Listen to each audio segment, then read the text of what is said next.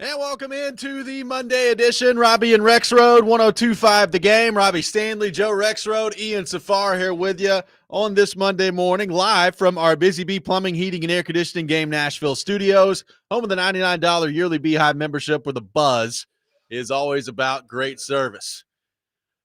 Let me start with an apology, okay? I'm going to start with an apology to Jordan Franklin, Ben in Cumberland City, Andy Ben, and really the city of Nashville. I picked the Titans all week last week, said they were going to win, pretty confident about it. And then they rolled out there yesterday. And what was it, the third play from scrimmage where Cam Ward threw a pick six? That it was. That's when I thought they might be in some trouble. And it turns out they were in big-time trouble yesterday against the Colts. So joke's on me.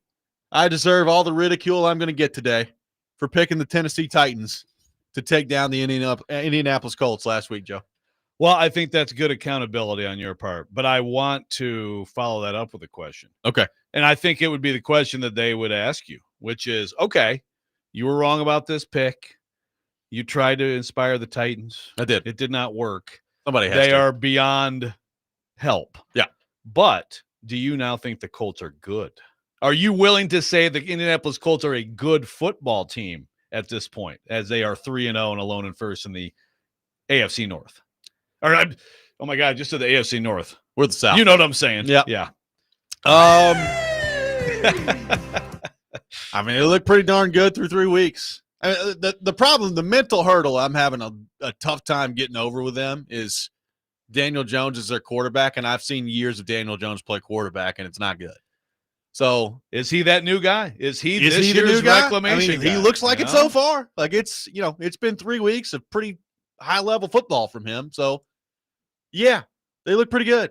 And by the way, they're 3-0, first place in the AFC South.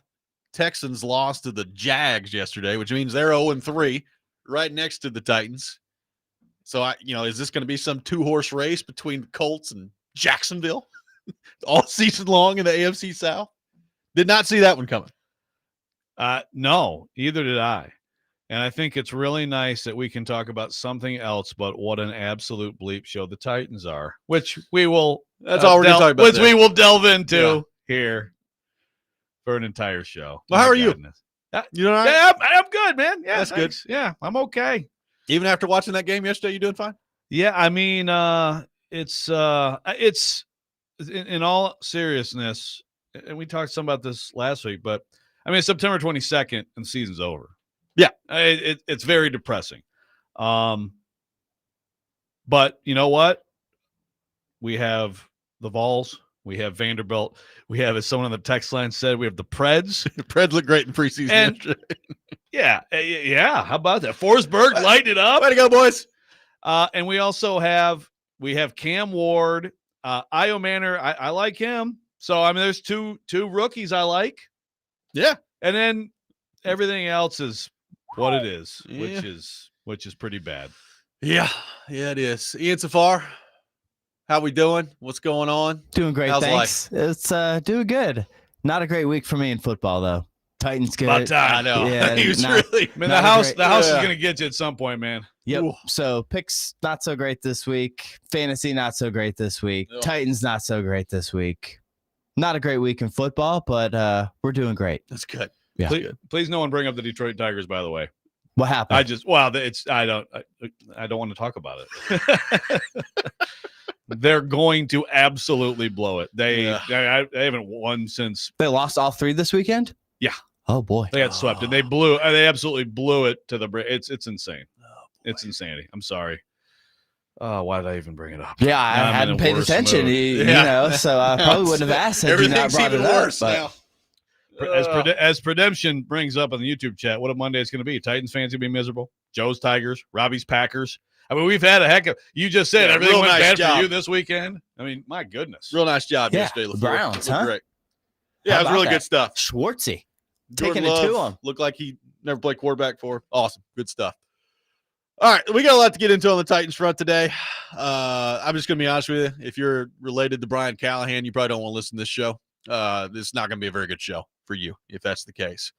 We got a lot to get into on the Callahan front. We're going to get into Joe, I guess what feels like is turning into a weekly tradition at this point, which is discussing some end of the half gaffe that Brian Callahan is responsible for. And we're going to get into that coming up here in a few minutes because, between the first 3 weeks of the season, boy, have we had some to choose from already. A season's worth, maybe an NFL coach's career's worth to choose from for the first 3 weeks of this season. So we will get into that throughout the show. But I want to start with this because I think this kind of tells you just about everything you need to know about where the Tennessee Titans are right now. And shout out to our friend Jeremy K. Gover, who was at the game yesterday and after the game went to the Indianapolis locker room and hung around in there, and he got a one-on-one at the end with Colts wide receiver Michael Pittman. And this is what Michael Pittman had to say about the Titans, about his view of kind of their approach of the game, and when he noticed that the Titans may be in a little bit of trouble in yesterday's game. When you hear the crowd turn on the home team like that, just in general, not necessarily here specifically, is there a blood in the water type mentality for you guys? I mean, every team, every coach, they're all looking for any kind of advantage they can get. I would think that'd be one of them. Yeah, I mean, I kind of seen it on the pregame intros. They kind of looked a little sluggish. They're kind of walking around, and nobody was really bouncing. And right then and there, like, we all sat there and we're like, they don't want to play today. And I think that's how we found our edge today, is just mentally we thought that we wanted to play more than they did. So, Joe, that was Michael Pittman of the Colts yesterday, who was talking about the Titans, said they were looking around in pregame warmups, didn't detect much energy. And he said the Colts looked at each other and said, they don't want to play today. Let's go out there and get them. Look, there's a lot wrong with this team, and we're going to get into the different levels of what all I believe is wrong with this team coming up. But if that doesn't kind of sum things up right there, I don't really know. Like, it's week 3 of the season, and you got the opposition saying, yeah, we kind of looked like we looked at them and figured they didn't much want to play today, and it looked like it on the field. Yeah, it's a damning quote. Sometimes I think quotes like that, it's like I always go, okay, so is this someone who just like talks trash sort of like randomly and just takes shots after a win and would just say something like that to say it? But it didn't seem like that. It just seemed like it was, you just go over, ask him the question. He kind of said, yeah. I mean, I believed him when he said it, that they said that to each other. Yeah, me too. Does that mean – I mean, I think that the Titans are – I think it probably speaks to – then you watch a football game, and if you want to go back and watch the film and see how many times guys took knees to the head and tried, like we exaggerate the whole, they didn't play. They had no, whatever, like they just quit. They just gave up. No, but I think they lack energy and bounce because they're bad, and they know they're bad, and they have no confidence that they can beat anybody. And so I think that's probably what it is. So yeah, let's just throw that on the pile of things about this team that are just very discouraging and disheartening. Yeah, I mean, look, I'm with you from the standpoint of I didn't watch the game yesterday and think to myself, well, these guys have just totally phoned it in out there. Like, right. They're just bad. They're bad. But I do think, like, one of the things we talked about in this whole discussion of, like, how much they've lost. And you've got a head coach that is now 3-17 in 20 games. There's got to be almost zero belief in that room. Zero. I mean, it's like, well, you're 0-2 heading into yesterday's game. You've lost by double digits again against the Rams. I went through some of the numbers last week of how often they've done that. Of their 16 losses heading into that under Callahan, 8 had been by double digits. Well, you can chuck another one on that list yesterday. 9 of the 17 have been by double digits. And they just look like a team that is without hope. Like, there's no hope with this group right now. And we're going to get into this a little bit later as well, but you got a number 1 overall pick at quarterback. They've had 2 weeks in a row at home, and nobody's been to the game. Like, there's no one at the game. I mean, the first week, they were talking about tickets distributed, and I think it was like 59,069 or something like that. And that was their first home game with the number 1 overall pick at quarterback. And yesterday was worse. Like, the crowd was awful yesterday, and that's where they're at. Yeah, I mean, I feel bad for, and we'll get into this. There's a lot of layers to this whole thing too, but I feel bad for our friend Mike Heath. Yeah, who, whatever. Like, when it comes down to it, he's in the Titans Ring of Honor. It's an amazing honor. I mean, he totally deserves it, and that's fantastic. But he has to like come out on the field as the people who are there are booing Brian Callahan to the point where, and I saw several people who covered the game say this, they have not heard that kind of booing, for, I mean, Gentry wrote in the Tennessean, like, other than like angrily booing calls. Yeah. Like booing At Titan, a specific person. has not been this intense. And so that's what Mike Keith has to walk out to before Burke Nighhill introduces him. So, yeah, a lot of stuff in but that. He's in the Ring of Honor. He's in the Ring of Honor. So we so that's a that's highlight good from thing. yesterday. Yeah. There you go. See, it's not all bad. That was the highlight from yesterday. Let's head to our 1025 The Game phone line, driven by WilsonCountyHyundai.com. Welcome in Dustin in Hopkinsville. Dustin, good morning. Thank you for calling in. Good morning, guys. Thank y'all. I've been saying it since last year. Brian Callahan is just not the dude. You can just tell his demeanor. He's too soft. The problems he had with the media, talking about the way he ran the team, what was he was doing during the summer, some point system and whatnot. Dude, just go coach men. And go stop spending money. I mean, I'm excited, to be honest, because of Borgonzi and these rookies. There is light at the end of the tunnel. We just got to get rid of Callahan, and then Amy's got to sit on her hands and just let Borgonzi run this team, because DK, Io Manor, look, I was totally against Cam Ward, but I'm the type person, dude. I call it the way I see it when I see it, and I was wrong. Cam Ward is that dude, and we have a franchise quarterback now, and all she has to do is get out of the way. It looks like Borgonzi can pick some more dudes. To hit on as many players as he has this year, I feel like we've made up a little bit for what was done in the past 3 or 4 years. All right, guys, have a good one. Thank you, Dustin. Appreciate it. So we're going to get into the Brian Callahan part of this coming up next. Yesterday, for me, was enough to warrant a conversation that I didn't think I'd be having this early into a season. And we will get into that coming up next. Robby and Rexrode, 1025 The Game.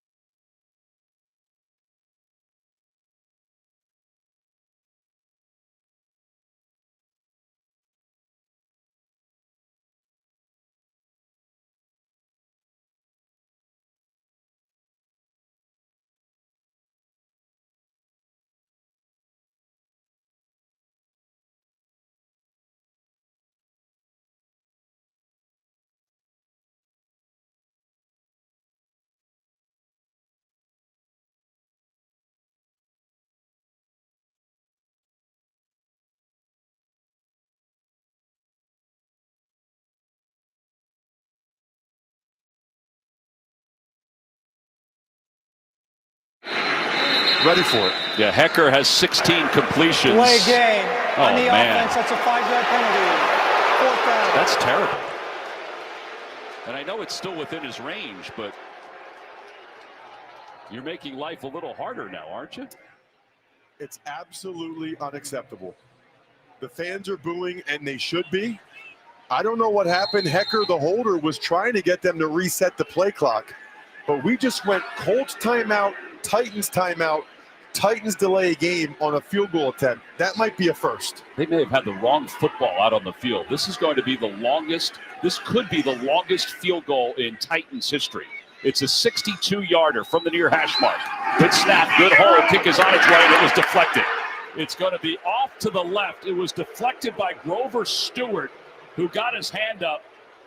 And the fans are not going to be happy about this. And now the Colts get the ball where they missed it.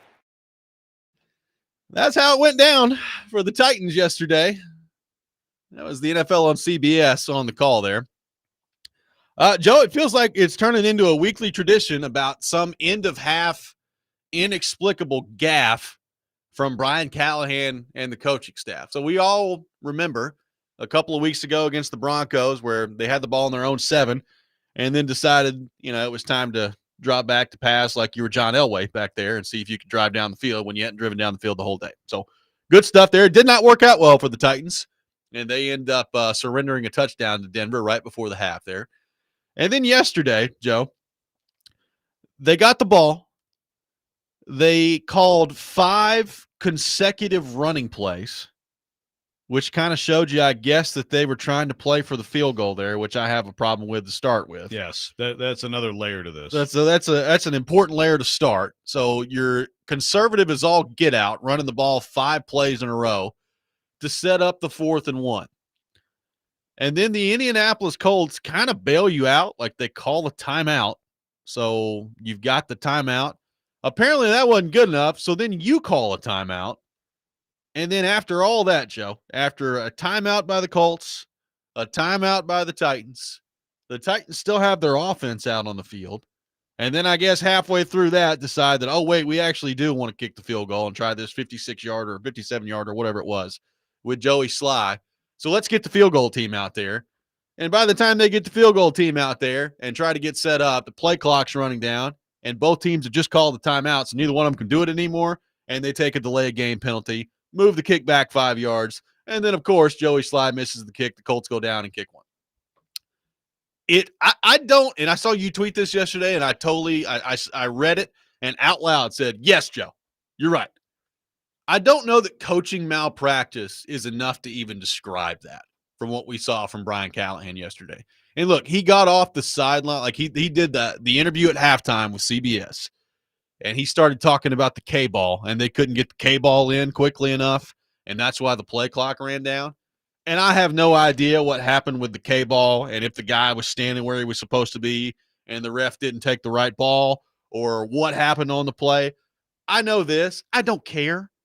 You had 2 timeouts and still could not decide after those 2 timeouts if you wanted to kick a field goal or leave your offense on the field 4th and 1. It was total indecisiveness from an NFL head coach. And it's yet another example. I mean, we're 3 weeks into a season, and I'm not even talking about last year that had its own just total disaster of a 3-14 football team.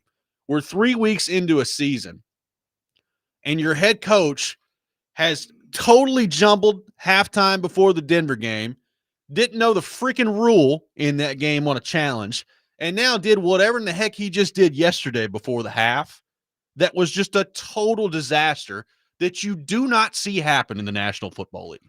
Brian Callahan is awful, okay? I've seen enough. I don't know what more you need to see. If a guy screams at you and tells you by his actions that he's a terrible football coach for 20 games, at some point, you got to turn around and say, yep, I believe you. You're pretty bad. And that's where I'm at with Brian Callahan. And before we continue, because this obviously we'll be talking about this a lot today, this week, this month, this year, however long. Yeah, here's a tweet from Nick Wright. Just to make it clear, this isn't just people here complaining about Brian Callahan. This is what he posted on X. Quote, Brian Callahan might be worse at in-game coaching / game management than any NFL coach I've ever seen. It's truly remarkable to behold every week, end quote. This is the league now noticing. The Titans are hard to notice sometimes. A lot of times people forget that they exist around this league. Brian Callahan has changed that. He has put them on the map with some of these unbelievable instances of coaching malpractice. I mean, he's a nice Ken Wisenhunt. He's the Titans' nice Ken Wisenhunt. So I've come up with 3 possible nicknames here, which I know is very important for us to get into. Whiz Kid. What do you think? Whiz Kid? Is he the Whiz Kid? It's not bad. I got Cheese Whiz and Nice Whiz too, but I think Whiz Kid is the way to go. Yeah, that's pretty good. I mean, he is. This is the Ken Wisenhunt era, except everybody doesn't hate. Nobody the coach. beats him, right? The Whiz. Nobody beats the Whiz. Nobody beats the Whiz. It's the Ken Wisenhunt era, except that everybody doesn't hate the coach, and it's so he's a nice guy. Here's the thing about it. I think yesterday, as bad as it was, I'm also like, so he has to just be in his own head so bad right now. And again, he had an entire season before this, and I didn't see this. I was trying to think, like, am I forgetting something from last year? That was like, there was the thing where like the fans booed and they were going to go or they were going to kick and they went. Right? Yeah. There's that, but like there wasn't some like, oh my God, he doesn't know the rules or he doesn't know how to do basic game operation stuff. That was not a thing last year. And so he is completely like accelerated all these things that I really didn't think we'd be talking about when it comes to his job and everything. But now it just seems like an inevitability. It's just a matter of, like what makes sense. To actually do something in season or let it play out and do it then. But it's just, I mean, if you're ownership, if you're front office, you look at this stuff and it's just like all of it, that is the thing about him we'll focus on, but then everything else too. Just the awfulness of the team. He is not getting the most out of this team. I mean, yesterday, the missed tackles, the terrible angles, they were awful on defense. Yeah. That we'll forget about that because of these things. But look at the whole product. He's just doing a terrible job. And but this whole sequence is just mind-boggling to me because it's like that should never happen. And you're watching it really is like watching a slow-motion car crash. If I've heard fans screaming about him being fired. Obviously, after the first week, and not knowing the rules and all that stuff, I knew we were going to get it. I've always thought, well, it's the NFL. What good does it do to really fire somebody in season, much less this early into a season, right? You just don't see it happen in the NFL. I'll say this, though. Like, it's been bad enough through the first 3 weeks, and some of the in-game stuff that he's done has been so off the wall. I think if you're the Tennessee Titans yesterday after the game and even into the day, you need to be having a serious conversation about firing Brian Callahan. I'm sorry, you do. And people would say, well, what good would that do? I'll tell you what good it may do. This guy, I'm starting to wonder about your franchise quarterback. How much harm's going to be done to him being around this guy? That's what I'm wondering. Like, look, the guy's an awful coach. He's awful. He's 3-17. He's making some decisions and allowing things to happen out there that regardless of the talent level, which we all know is bad with this team, cannot and should not be happening with NFL football teams. Like, he has made some all-time blunders out there through the first 3 weeks of this season. And I understand that if you fired him right now, it's not like you're going out and doing a coaching search and bringing in, somebody else from the outside. Like, you're talking about probably Bones Fossil or Denard Wilson being the interim head coach or Mike McCoy for the rest of the year. So I understand the thought process of what good does that really do. But like, if I'm the Titans and if I'm Borgonzi and Brinker watching what's going on through the first 3 weeks, I'm like, this guy is we got to get him out of here. Like, it's bad. It's that bad. Yeah. Well, that's I don't disagree with any of that. But you also look at how stupid do we look for keeping him, and now we're gonna bounce him in 3 games. I hear you, but I mean, I think the Cam Ward part, and look, as bad as he is blundering these games on the sideline, is he good working with Cam Ward? Does Cam Ward look good? Is there development? Are there plays that were, I mean, if you just compartmentalize that and isolate it, that's how he keeps the job through the year, or I guess longer. I'll be surprised if they do something real soon, but he's getting fired. I think it's an inevitability. I think it's an inevitability. He's getting fired. Like this idea that, well, we'll just see how it goes all year, and then we'll see what Ward looks like. I don't see any way he's not getting fired at the end of the year. It's hard for me. I mean, unless the team somehow gets good, right? We're a long way from that. Yeah, we're a long way from that. So I agree. I think it's an inevitability. It's just, I mean, basically, it comes down to the question that you brought up, which is, okay, so is there anything good happening with Cam Ward individually as a player or not? Well, do you give Brian Callahan any credit for that? Like, I don't know. You tell me. Have you watched Cam Ward through three weeks and thought, okay, Callahan, yeah, he's bringing Ward along pretty well? Well, I don't know. I mean, I see talent. I see a guy who I see some plays that are good that, get him in some good situations. So, yeah, I mean, I guess I don't see either thing, obviously. Clearly, he's screwing the kid up. Oh, my God. No, right? What he's screwing up is being a CEO of the football team, which is why I think his dismissal is an inevitability. It's just a matter of when. 615-737-1025, our phone number. We will get to your thoughts on our phone line, our text line coming up next. Plus, something that I've heard from people that talk about this team that I think yesterday you can just go ahead and put to bed. We'll get into that. Robby and Rexrode, 1025 The Game.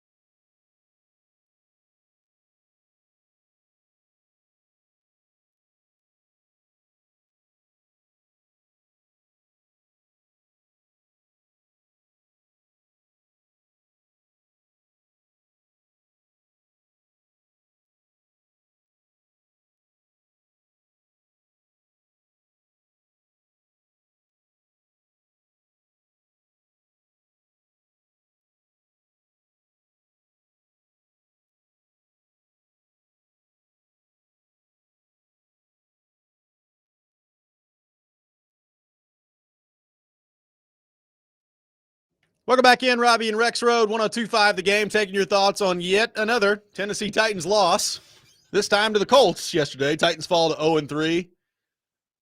Some special stuff from Brian Callahan in yesterday's game, taking your thoughts on that as well. Let's head to our 102.5 The Game phone line, driven by WilsonCountyHyundai.com. Welcome in Ryan to the program. Ryan, good morning. Thank you for calling in.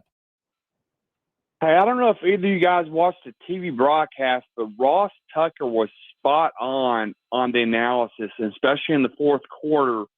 There was 11 minutes to go, and there was no sense of urgency from Brian Callahan to go no huddle and push the ball down the field. I mean, he was calling Brian Callahan out left and right on the broadcast, and he's like, it's malpractice.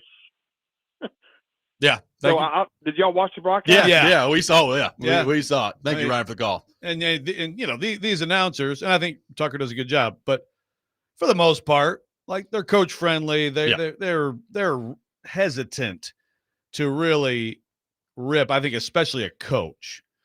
You know, the coaches are who they deal with every week when they come in and do the prep, and so, yeah, a couple times he was just like, this is, and I agree, it was bizarre. They actually got some rhythm going with the no huddle. And then they start just, and it's like, what are you doing here? Like, if you want to try to come back in this game and not just make it look okay. I mean, it was actually kind of like, almost like Kurt Signetti, who, by the way, boy, what a nice performance by Brett Bielema. But, you know, last year against Notre Dame, where it's like, so does he just want to, like, avoid more of a blowout here? Is he trying to, like, it was weird. I do want to go back to the sequence real quick because, you know, you mentioned 5 straight running plays. I think they handled this exactly how you should handle it to a point, right? So you got Pollard for 8, Pollard for 3 and a first down. You got a 2-minute warning. You're at the Indy 48. Pollard up the middle for 6. Fine. Bring it down to 1:26 in your next snap. Then he gets 2. Okay, so now you're under a minute. You're 3rd and 2 at the 40. Again, you're trying to, like, you don't want them to get the ball back in case you get an incompletion, you get a sack or whatever, and all of a sudden, like, you're going to flip it. I think you were fine there. Then you run him for a yard. You know, you want to get the first down. I think at that point, you should have been thinking, okay, so how about a touchdown? Yes. You get to the Indy 42 or whatever. Okay, how about a touchdown? Even if it's, you know, take a shot in the end zone, but just, you know, get someone, you know, get someone on a crosser. Go ahead and go. Now is time. You know, you can be aggressive and try to really get in there, and then they're on their heels. And now we're not thinking anymore about them getting the ball back. It's just about, you have a sure thing field goal, but you also can try to take shots in the end zone. But they go for 2. Now they're 3rd and 2. They go for 1, and you get the 4th down, and then all the stuff completely fell apart. So I think the at some point there, and I guess I know he would call this a hindsight. Yeah. Hindsight. We're going to get into that, too. Yeah. Sometimes it's like just using your eyesight and saying, what are you doing? But, you know, I liked what they were doing. It made sense. But then it's like, okay, you can, like, the long field goal is not best case scenario for you. A touchdown is like, you're down 17-6. A touchdown is like what you need. You need to score touchdowns to win the game. Yeah.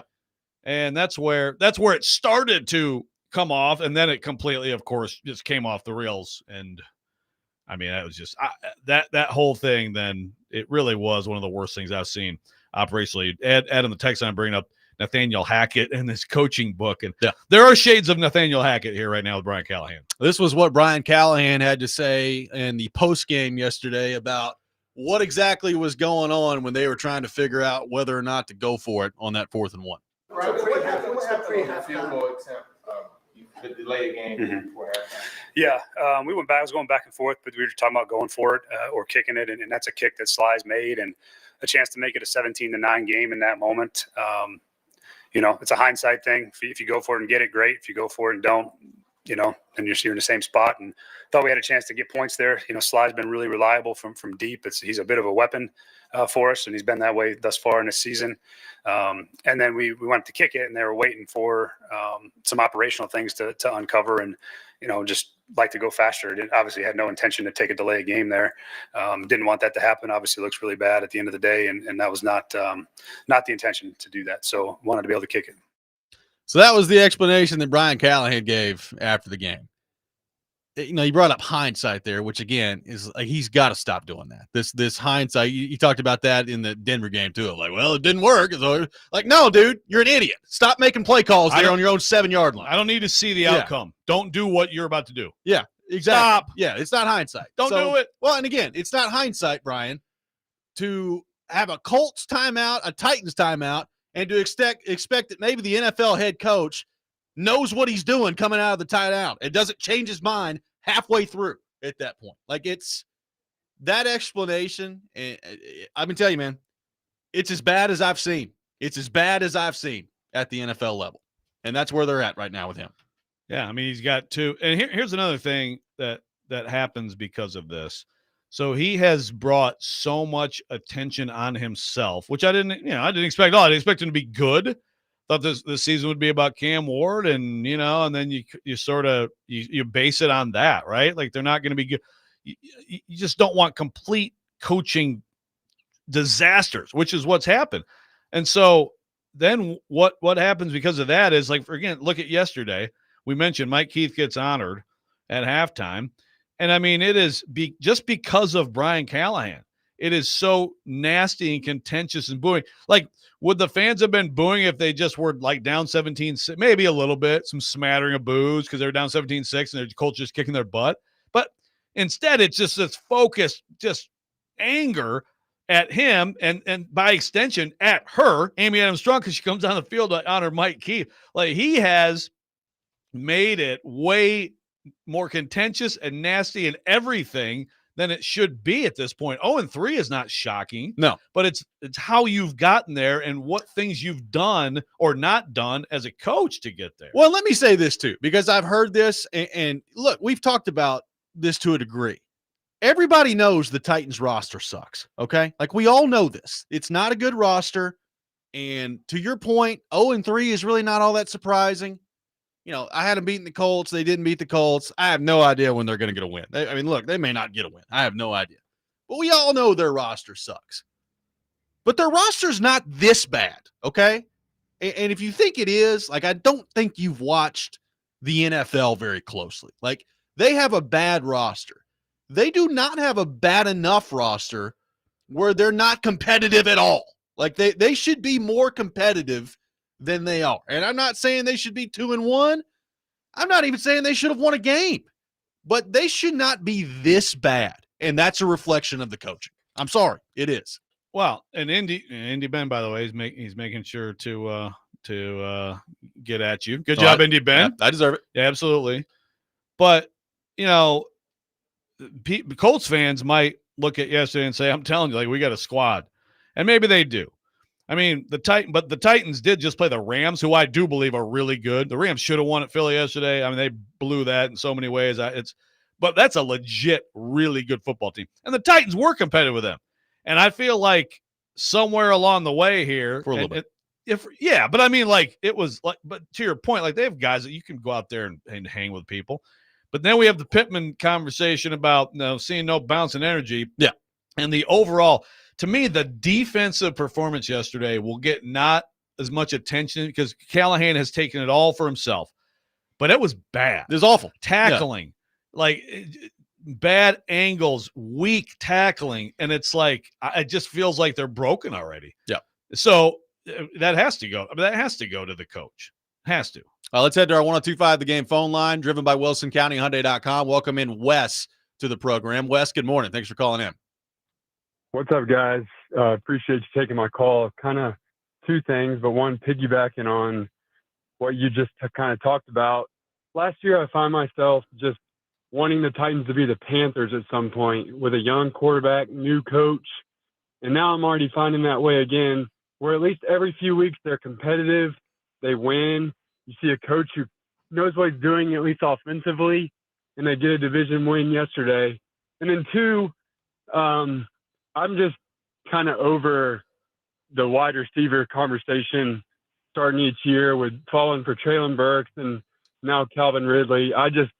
There's no receivers that are going to come in here and do something, and I believe it when I see it. Thanks. Thanks, Wes. Appreciate the call. We'll have more of your Titans thoughts to get to. 615-737-1025, our phone number.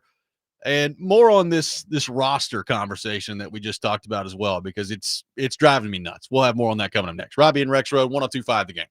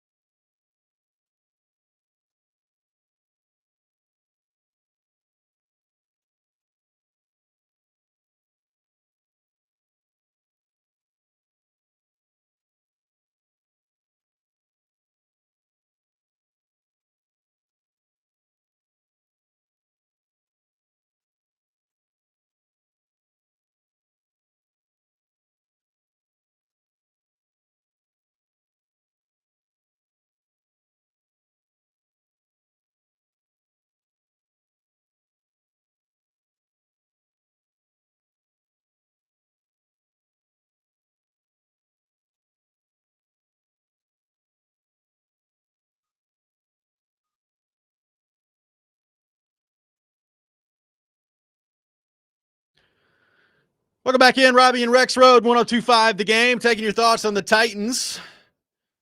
They fall to 0-3 after the loss to the Indianapolis Colts yesterday. Discussing Brian Callahan and the job that he's done through the first 3 games of this season has not been very good. Your thoughts on that, 615-737-1025. Joe, I said it earlier, like, it's been bad enough with Brian Callahan that I think if you're the Titans brass today, you're sitting around thinking, oh my goodness, like, do we need to have a conversation about firing the coach? Like, that's how bad it is through 3 weeks with some of the decisions that he's made.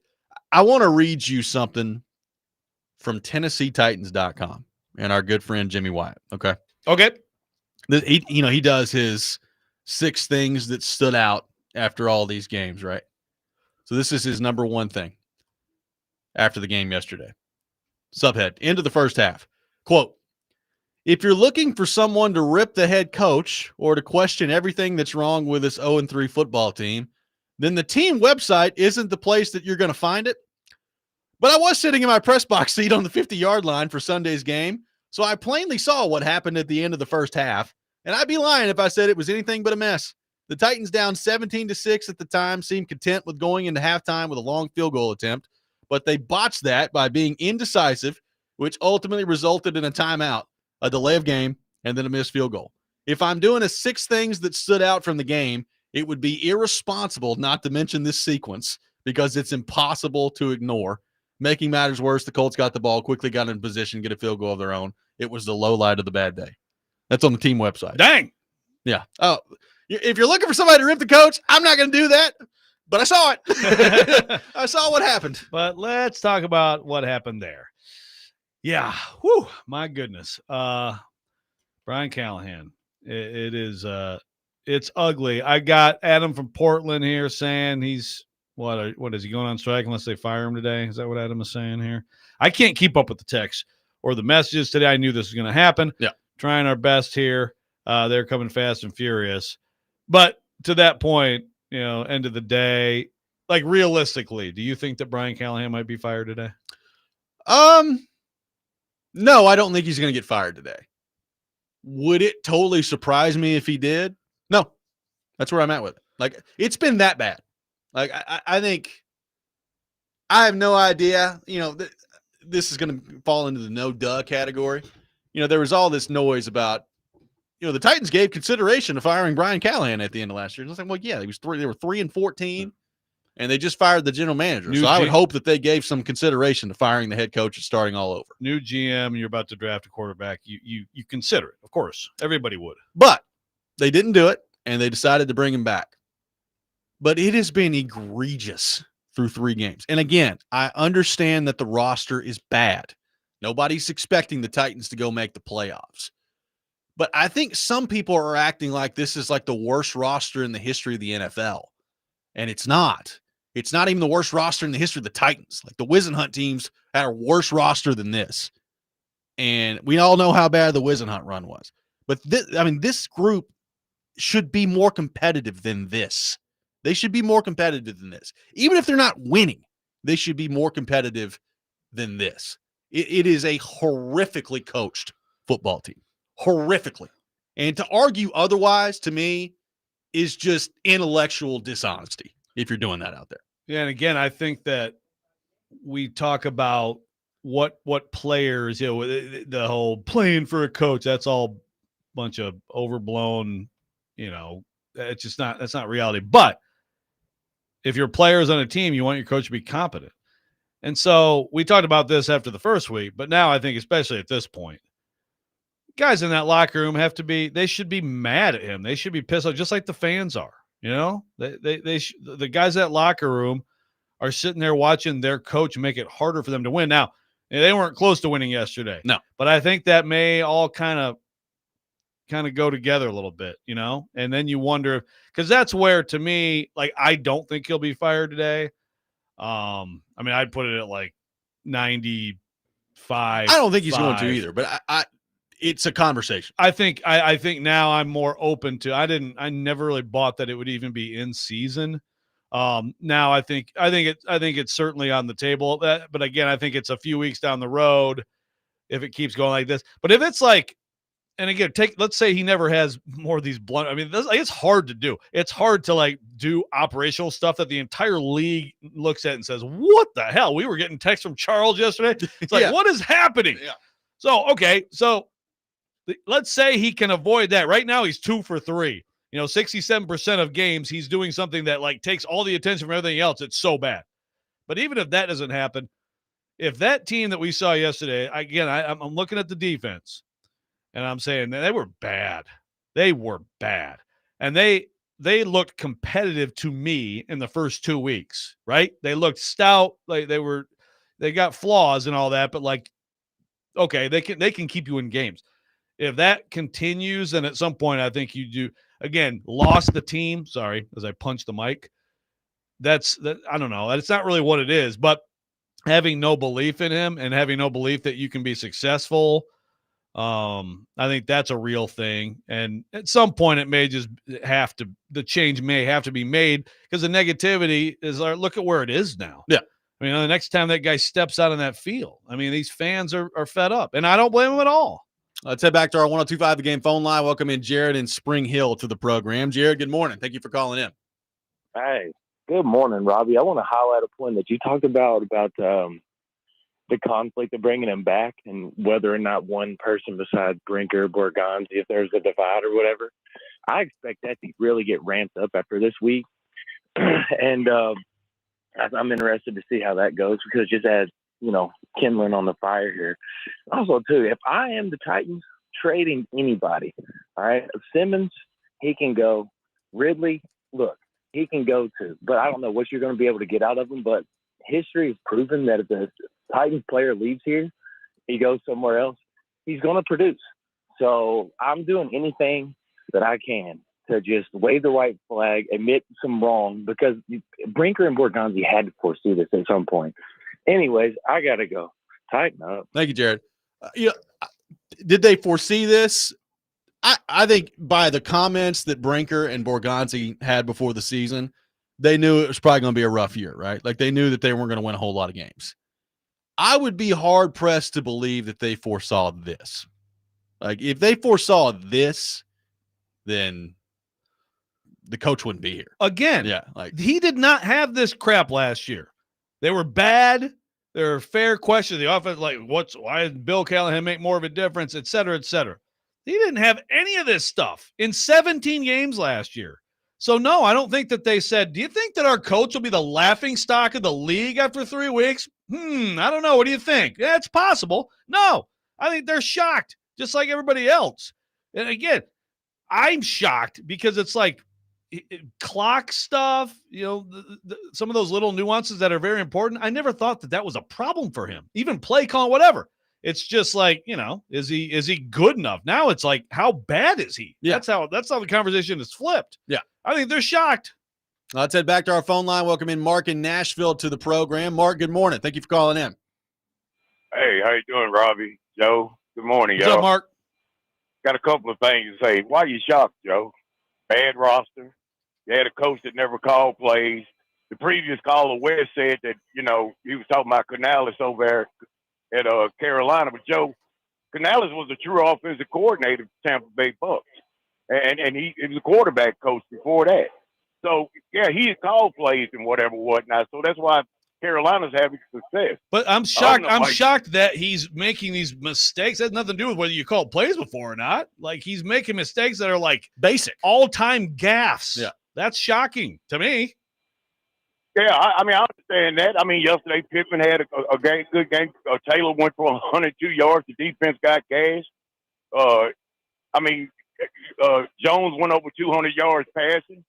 But Joe, Snead had a crucial play where he was in the neutral zone and caused them a penalty. Joe, yesterday, man. Yeah, but yesterday, Joe, I saw a team number one that quit. They quit yesterday. I'm just gonna call it like I said. They flat out quit. What was Callahan doing in the fourth quarter, Joe and Robbie? Can you explain that to me? No, I can't. You should have been running no huddle. You should have been running a little no huddle. You sit there and was having long drives and taking time off the clock when you were down by 21. Come on, Callahan. You made yourself look bad. You needed points on the board. You didn't need that right there. You didn't need to be going 7-8 minutes on drive when you're down by 21. And like I said, I just see a team that's flat out quit. I've tried to take up for Callahan, but he's making himself look worse and worse every week, Joe. And yesterday I saw a team, like I said, I'm going to say it again, Nashville. The Titans quit yesterday, and the fans know it because that's why they was in the stands going off the way they were going. That team flat out quit. Y'all have a good day, man. Appreciate you. Thanks, Mark. Mark, bring it. We'll continue to take your thoughts. 615-737-1025. David, hang with us. We'll get to you coming up next. Take your thoughts on the Titans' loss to the Colts, 41-20 yesterday at Nissan Stadium. Robby and Rexrode, 1025 The Game.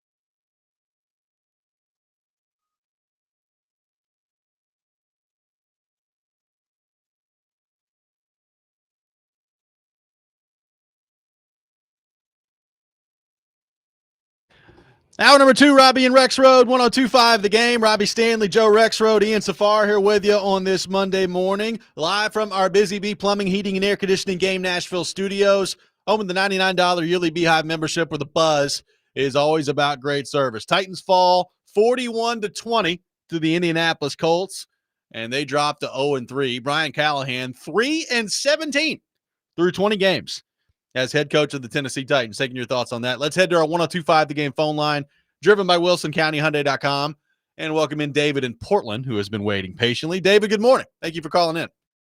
Morning, gentlemen. What's going on? Did any of y'all, Joe, Robby, did y'all watch the TV broadcast of the game yesterday? Yes, sir. So that end of half situation, they showed Cam, and he is just looking at the sideline at Callahan, I assume, pointing, like, are we going to go for it? And they're just wasting so much time. It's like him and Callahan are not even relatively on the same page. And it's just very disheartening that we drafted this guy, because Callahan is supposed to be this quarterback development guy, and it's like him and the quarterback aren't even on the same page. It's time for him to go. Yeah, thank you for the call, David. Appreciate it. Look, if you're a Titans fan today that wants Brian Callahan fired, you will get no argument from me. You will not get a single argument from me. There's no argument I can make. Like, other than, I mean, I guess the only thing I would say and can say about it is, like, NFL teams just don't do it. Like, you don't fire coaches 3 weeks into the year. Just doesn't happen. But that's how bad it is. Like, he's been that bad through the first 3 weeks. And it's not just the first 3 weeks. He's 3-17 as head coach of the Tennessee Titans. And again, we can hammer home the roster point all day. I understand the roster's bad. The roster ain't this bad, man. The roster is not this bad, where they should just be totally non-competitive as often as they have been. Yeah. No, I agree. A couple of things that have been brought up. There's just so many tentacles here, so many layers of ripping Brian Callahan today. Gunner, this is another one. The challenge is the second in inches. You do get credit for a win. He won the challenge. You get credit for why you're challenging that play. I have no idea. And in fact, then they just easily just get the first down. So you gave them a chance to kill more clock by doing that. That's what? Another thing, and this has been a thing that's been going on this year, and I've actually texted Kaharski after a couple games, like, he's seriously not in the press conference yet. I mean, for the most part, if you follow, like, if any of you guys are listening, you watch a game or whatever, and you want to hear the presser, if you've been doing that for a while, you understand the routine, which is the head coach is in there talking usually like less than 10 minutes after the game ends. I'd say right around the 10-minute mark.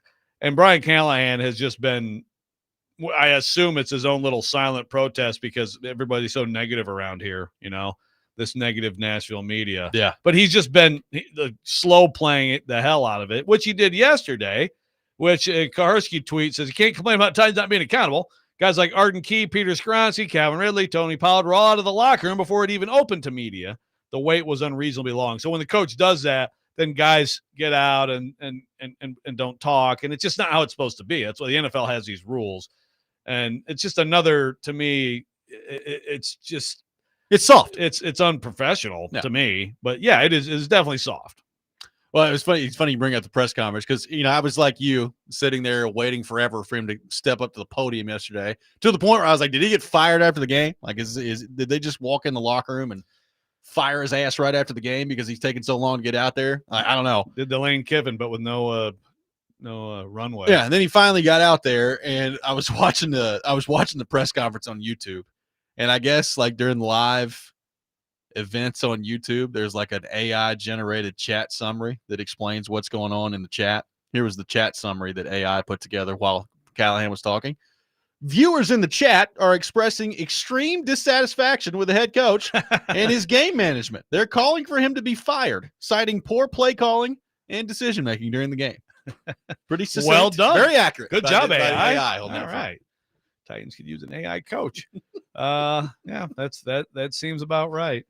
That seems about right. A lot of people throwing different things about this. Obviously, mostly centered on Callahan, but also like, people. What about Brinker? Chad Brinker getting elevated.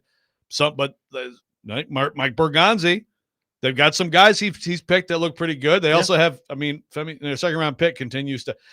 He's no different than anybody else on the edge for the Titans. I don't know that if any of them played or if they did or didn't. I have no idea.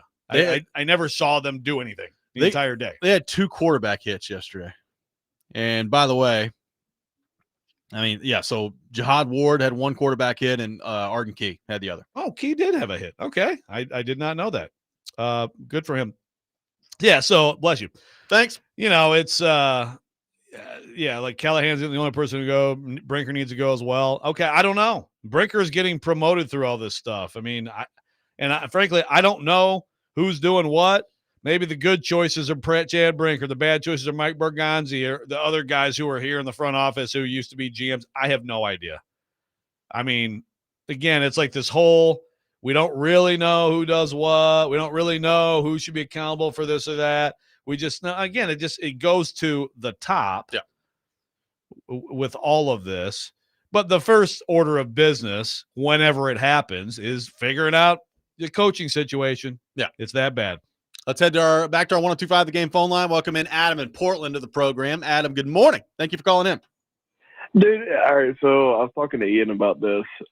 Do you guys see that we won the toss and took the ball? We did. Yep.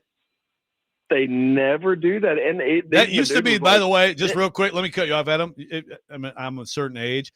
Like in the 80s, that's what every NFL team did every game. Yeah. It's weird. Like, of course we want the ball first. We're going to score right now. Right. And now, but you're right. It's so weird to see it now because everyone almost always defers so they can try to double up, right?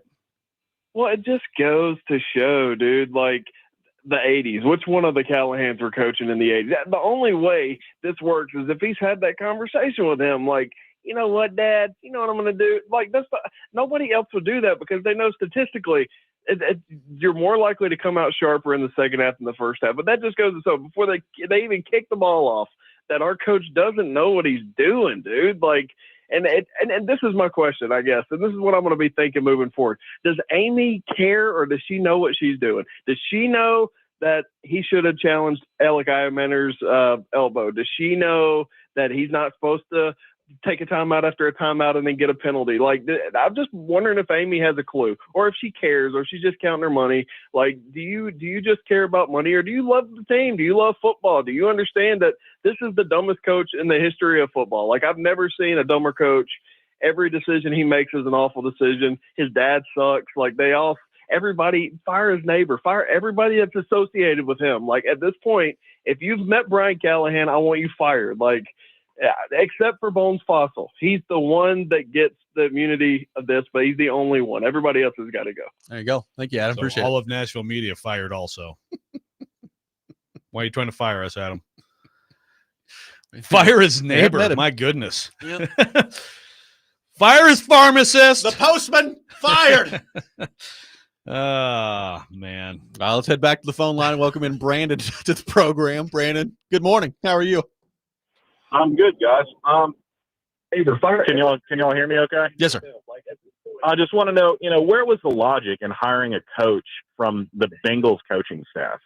I mean, as soon as Joe Burrow goes down, you can see exactly who the Zach Taylor is as a head coach. He's not one. And then if I'm Brinker or Bergonzi, I'm messaging Joe Brady right now, trying to get ahead of the game. I want your thoughts, and I'll hang up and listen. Thank you. Thank you, Brady. On the first point, I've seen other Brady, Joe Brady. Yeah, we got a lot of Joe Brady on the text line today. A lot of people want Joe Brady. I mean, he's intriguing for sure.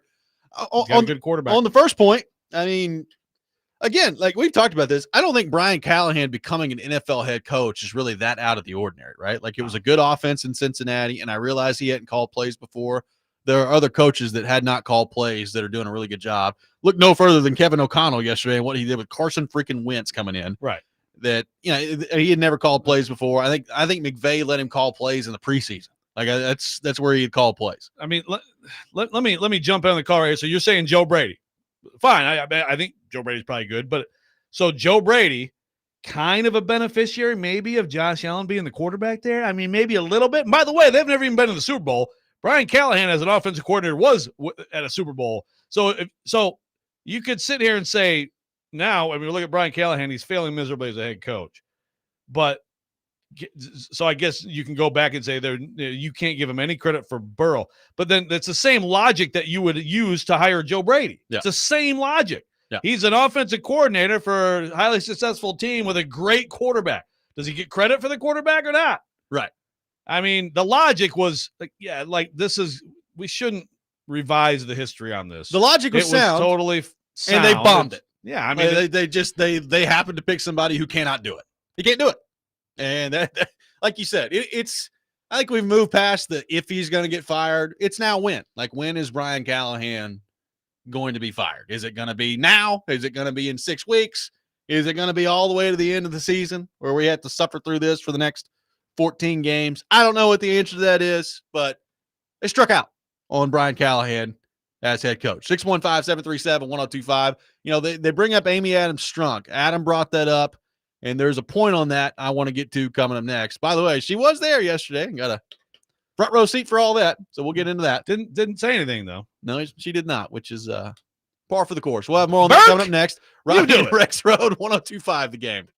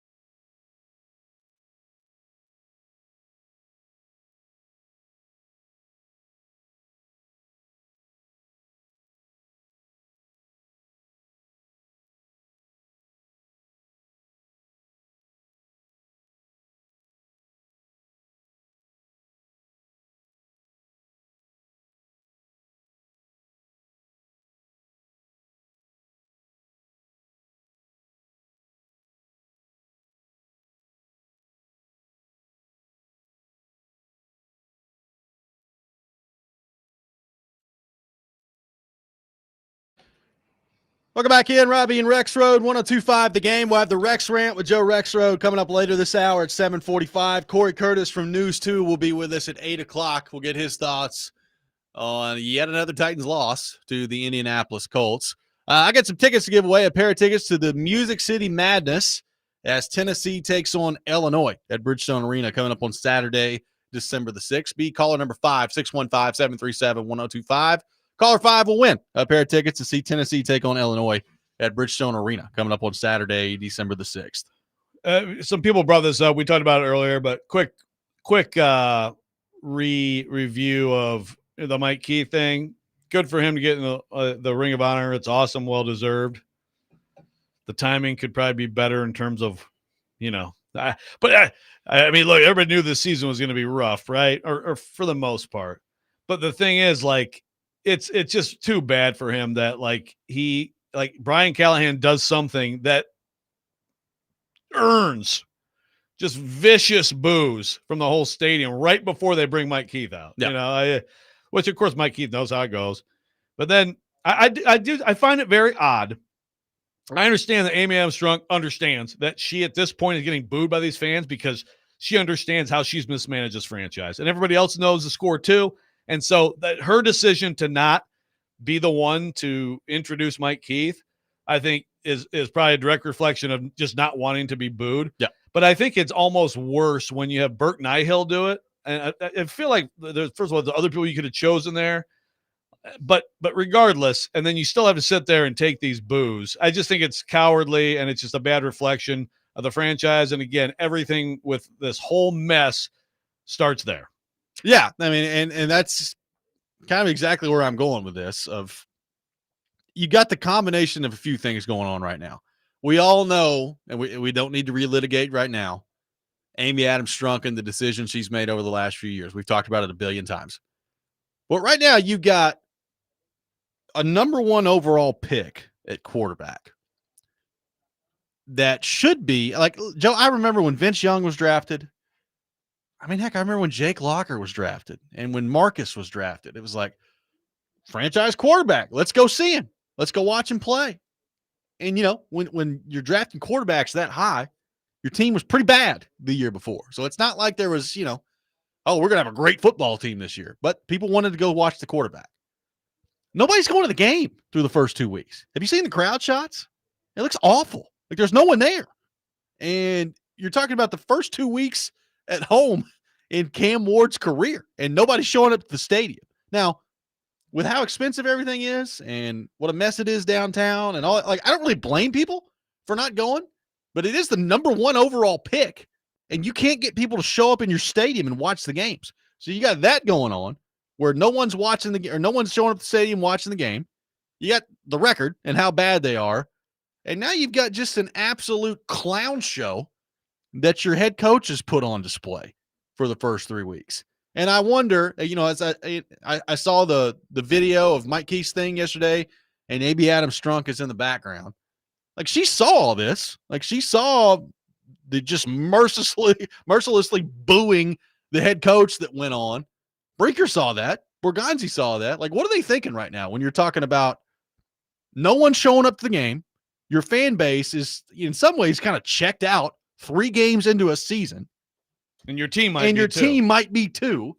And you got your head coach that's making headlines every week for being a dope. Like, what do you think about all this if you're Amy Adams Strunk, and what do you do about it? Yeah. Well, and the thing is, it's a really bad situation for those people because, when you decide, you know what, this guy was hired because he's a quarterback guy. He's a play caller, Levis. And we'll get to Levis, by the way, before this hour ends. But, this guy, he gets the year, that's the way to do it. And we'll see how Cam looks. This year is all about Cam. And then we'll see, and you keep an open mind. And, you hope you have continuity. And he is forcing them to, he is making himself the story. And totally, these look, the fans wouldn't be showing up. But they wouldn't be this angry. They wouldn't be this angry if you weren't doing things that are just so outrageous for a head coach to do. Yeah. So I mean, he is putting them in a very bad spot because people are screaming for it. I mean, Ab in Portland wants half of Nashville. Anybody who has ever seen Brian Callahan on the street fired, and I don't think he may be alone in that, but he's not alone in people screaming about this right now. And so the players, what are they thinking? They have to be sitting there privately saying, what is this guy doing? Yes. What is Brian doing? Well, and by the way, how long is it going to stay private? Because, like, the frustration in me, if you're one of those veteran guys, has got to be getting close to the point where it's like, what gives here, man? Like, our coach. Well, they just get out of the locker room, don't talk to anybody. Apparently, I guess that's the answer. It's like we're just never going to hear from them again after the games because nobody can get in the locker room because there's zero accountability over there, which also is a reflection of the coach, by the way. Well, and by the way, real quick on that, Brian Callahan is doing this intentionally, and he's slow playing it.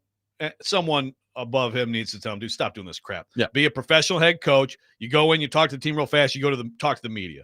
Let people do their freaking jobs. I mean, there's something. I mean, again, it's like you're unnecessarily creating these issues for yourself and for everybody else. So back to our 102.5 The Game phone line. Welcome in Trey to the program. Trey, good morning. Thank you for calling in. Good morning. How y'all doing? Good, Trey. Good. Hey, I just wanted to say, man, that, everybody was talking about Brian Callahan, how far as, being this, offensive guru, this quarterback god. And I said from the jump, way long time ago, that he doesn't have that skill set to do this job. Period. He has no coaching ability. He can't get in the minds of his players to make them do what he needs them to do to win. But it all starts with Amy. This is Amy's mess. So somebody needs to fix it because the team is miserable, the fans are miserable, and nobody's going to spend money to go to a new stadium that they think, everybody's going to go to the stadium. And this is so stupid. Why did they build a stadium during COVID? Nobody had any money anyway. So that tells you right there that they're incapable of doing their job. And I love you guys. Have a good day. Thank you. Love you too. Thank you, Trey. And another thing, and I love you. We got some calls today, baby. Oh, boy. Well, look, people are mad. Yeah. I cannot blame you at all. I'm mad too.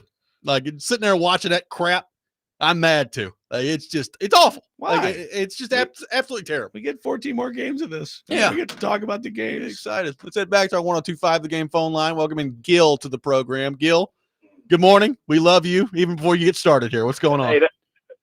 Hey, that was a good call, wasn't it? It was. But yeah, we in a bad state right now. It's like I don't feel confident on Callahan going up just pound for pound. Callahan against any other defensive coordinator, I don't feel that he can outcoach him. I don't feel that he can outbeat him. I mean, it's just been going on from the preseason from Denard Wilson whooping him with a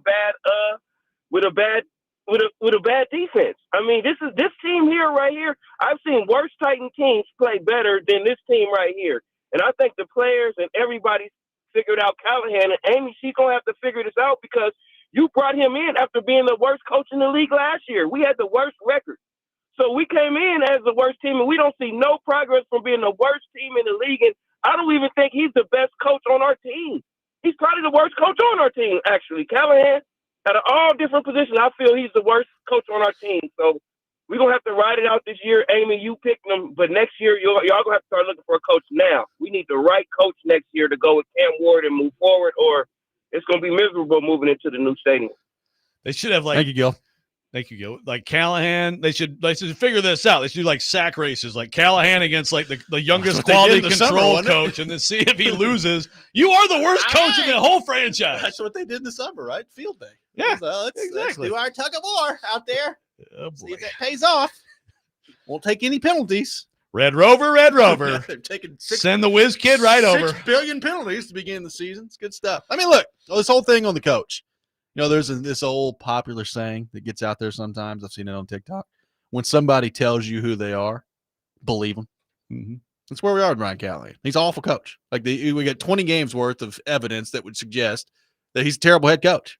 So like I guess my question is, like, if you're still waiting, what are you waiting on to make your judgment on Brian Callahan? Like when do we think that this is just going to all of a sudden get better? I guess is my question. It's hard to see. Hard to see as we sit here 20 games in. We'll continue to take your thoughts on the Titans. 615-737-1025. The Rex Rant with Joe Rexrode coming up at 7:45. Corey Curtis at 8. All that ahead. Robby and Rexrode, 1025 The Game.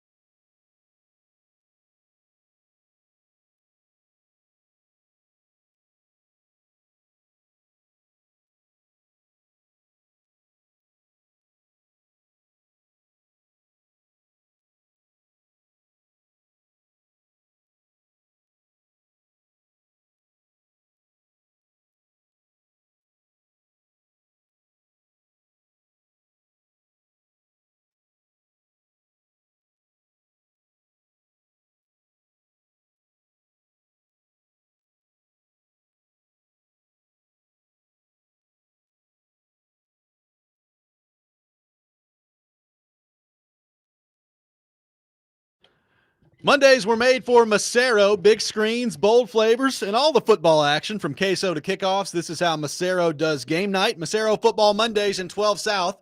Don't miss a snap. Good Monday night game tonight. Baltimore, Detroit. See how it goes out there. Been a great week in the NFL. I need Lamar to go put a number up on the Lions to win 2 fantasy games, and I feel pretty confident that he will. I mean, I don't know if Detroit's defense is all that good. I guess we'll see. Taking your thoughts on the Titans, 615-737-1025. Brian Callahan's got it bad on the text line today. There's not a whole lot of Brian Callahan defender, even from people who we have had nice and respectful conversations with over the last few weeks, and certainly dating back to last year, about like trying to give Callahan the benefit of the doubt and, you know, trying to be as patient as possible because you want to see things work out, which is an understandable approach to have with the coach. Joe, he's losing a lot of those people through the first 3 weeks of this season. Yeah. And again, it's like the shocking part of this is, again, he seems so like, if these were the first 3 games of his career, well, it would be kind of like Nathaniel Hackett, right? Yeah. Like, it was early on with Hackett with the Broncos. You're like, sure, like Nathaniel Hackett, he was with your Packers. I'm sure he's a great play designer, play caller, offensive mind, knows all this football. But like sometimes in the heat of the moment on the sideline, like you just can't, like, you know, some people Just don't have choke. it. Yeah. But again, like, that's what's weird about this is that, like, and someone correct me, maybe I'm forgetting something. I think the worst thing I can remember from a game operation, like maybe there was a bad challenge, but that stuff happens. Yeah. From a game operation standpoint last year, the only thing I can remember is the not going for it, getting booed, and then going for it, right? Yeah. Where it kind of looked like It looked like he changed his mind because of the reacting fans. to the fans. Yeah. But that's nothing compared to this. Like, the stuff that's happening here early on, it's just like it's like taking a gigantic step backward, which I don't know. Yeah. Which then you get into, is it really just like, is he in his own head at this point? Well, if he's in his own head that much, you got to fire him. Like, if he is in his own head that much where it's causing him to make some of these decisions, then it's a lost cause, right? Like, I don't know how you come back from that. Well, like at halftime or before the half where they're trying to figure out what they're going to do, he says, well, we're having a discussion back and forth during the timeouts about what we're going to do. Right. Well, who's he talking with? Ultimately, it's it's Callahan's The head coach. decision. Yeah. It's almost like he's hoping someone talks him into something one way or the other, whether the analytics give him like a clear answer so he can just go with that, or he wants to do something and he's hoping someone will try and convince him, and he's just caught in between. Yeah, it could be. I mean, it also, like Nick Colts might have said, no, Brian, let's go. Or, you know what I mean? I don't know. I don't know either. But either way, so the head coach would be like, here, we have like 10 seconds. The whole this back is what we're and doing. forth, like how long are you going to take to sit there and deliberate that in the middle of the play? Well, and by the way, like, you normally have to make that decision, you know, within the scope of the play clock. You had 2 timeouts taken. Like, you had an eternity to make that decision, and you still got to the point, and people have asked us why they didn't take another timeout. When you took the timeout, the Colts took the timeout, and then you took one, you couldn't take another one. Like, unless a play happens. Yeah, unless a play happens in Yes. between. So You were they not had no allowed. choice. Like, they had to take the delay of game. And it's not even just optically. Like, optically, that looks so bad. But then you think about it more, and you're like, I don't know that I've seen that happen in the NFL ever. Like, I don't know that I've seen that, where you've gotten 2 timeouts that were called, and you still couldn't get your guys out there and make a decision quickly enough. Like, that is such a bad development for him, just in terms of, like, it's one thing to lose. It's another thing to actively be a detriment to your team, and that's exactly what he's been through the first 3 weeks. Yeah, it's truly. I mean, I can't think of any. Again, like the Hackett example with that one, the clock botching. I mean, remember my rant that next day? Oh, yeah. He must be fired right now. Be fired please. immediately. I mean, like this is 2 out of 3 weeks. You've become the story as the head coach. And again, the low key underrated part of that whole thing is the lead up to that was, I get it. You're making sure that enough clock's gone. So now you're down 17-6. You're moving the ball. You should try to score a touchdown. You have time and the timeouts to do that. And instead it's like, let's just go ahead and grind this to a halt. And let's watch that Joey Slime magic again so it can be 17-9. So again, that's you can call that hindsight or second guessing, but in the moment it's like touchdown. Do you want? So then well, not doing that then leads you to this complete botching of the whole situation. Well, and TD basically asked him about that after the game yesterday. He's like, what sort of a message does that send to your team when you're doing that? And Callahan's response was basically, I don't know. I don't know what kind of message that's sending. It's like, great. Awesome. Let's head back to our 102.5 The Game phone line. Welcome in Neil to the program. Neil, good morning. Thank you for calling in. Good morning, you guys. How y'all doing, man? Doing good. I love you guys, man. I just got two things. And if Brian Callahan isn't fired by the end of the day, it makes me question my humanity as a Titans fan. There's no way that I've watched the last 2 weeks it came out saying, hey, we might go somewhere other than down the drain with this guy.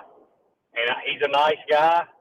And also, too, Cam Ward needs to, start setting his feet when he's doing these throws. He missed a lot of good throws because every throw that he throws is off his back foot. And I think that's something that can be coached. But do y'all remember when Hot Pockets came out? Y'all remember those commercials? Yeah. Y'all can use this anytime that Callahan says something stupid. It's hot garbage. That should be his song. Hot garbage. So I'll use that. Thank you, Neil. I don't know what we can do to fix it. Hot garbage. And then boom, and you go right to the next clip. Hot garbage. Now we're talking. So, no, I love you guys, man. I appreciate y'all taking my call. Thank and you, I hope y'all days are as amazing as you guys are. Thank you. Appreciate you, We Neil. love you too, and you have the voice of an angel. You do. You do. Hot garbage. It's good stuff. I like it. Well, I did notice that from Ward yesterday. There's a lot of plays where the footwork, it was kind of all over the place. Now, he still made some great throws with his footwork all over the place, but it was pretty noticeable yesterday that he was all over the yard with the footwork. Yeah, he missed some throws. Again, you got to hit those gimmies, and he missed some. He also still having drops. I do think some of the drops are they're tweeners, where it's like, man, some of those seam passes though, he's just firing them in there, and they're a little hot, they're a little high. Right. The seam ones in particular, he still can't get the touch right. Yeah. So it's some of the drops. I don't know that he always throws the most quote catchable ball. Also, then here and there, I mean, there were several throws again yesterday where it's like, man, he just ripped that in there so easily. Yeah. I mean, has Calvin Ridley caught a pass this year? God, yes, but boy, he's. I mean, the big Joe Edward Scissorhands things is like. Dude, he's fighting it, man. He's fighting. I mean, the one thing, did he do this last year? I don't remember this last year either. I mean, he just was invisible for a first half of the year. But my gosh, it looks terrible out there. I mean, look, I think their best offensive player might be Alec Manor. I'm dead serious. He might be their best offensive player out there through the first 3 weeks. He's good. Yeah, I mean, I feel good about that. Feel good about finding him in the fourth round. DK's look good. Now, eventually, he's going to score a touchdown that counts. Because he's had 2 now that have been called back on him, but he's got burst. You're feeling good about those rookies. That's the thing. If you would have told me before the season, hey, through 3 games, you're going to feel pretty good about Io Manor and DK and Gunnar Helm and Ward, other than one play yesterday that was brutal, has not made very many colossal mistakes. Like yesterday, he made one just colossal mistake, but one through your first 3 games as a rookie. It's really not that bad. Yep. If you'd told me that first 3 weeks, I'd probably feel pretty good about the way things are going. And instead, I feel the exact opposite. It feels like the season's over. Yeah. And unfortunately, it's not. Thanks, Whiz Kid. Yeah. 615 737 1025. The Rex Rant with Joe Rexrode is coming up next. You're listening to Robby and Rexrode, 1025 The Game.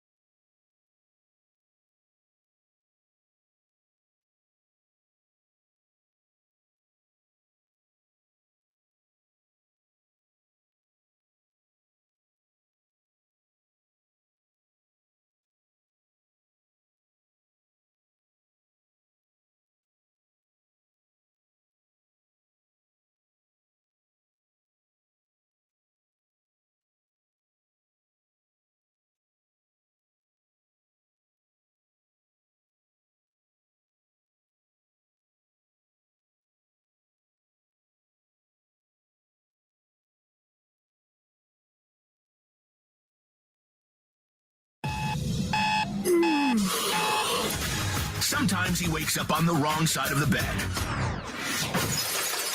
And sometimes he's just, well, Joe. Awkward moment. Let's do it. This is the Rex Rant, now on Robby and Rexrode. Tug of war out there. Whiz Kid? Is he the Whiz Kid?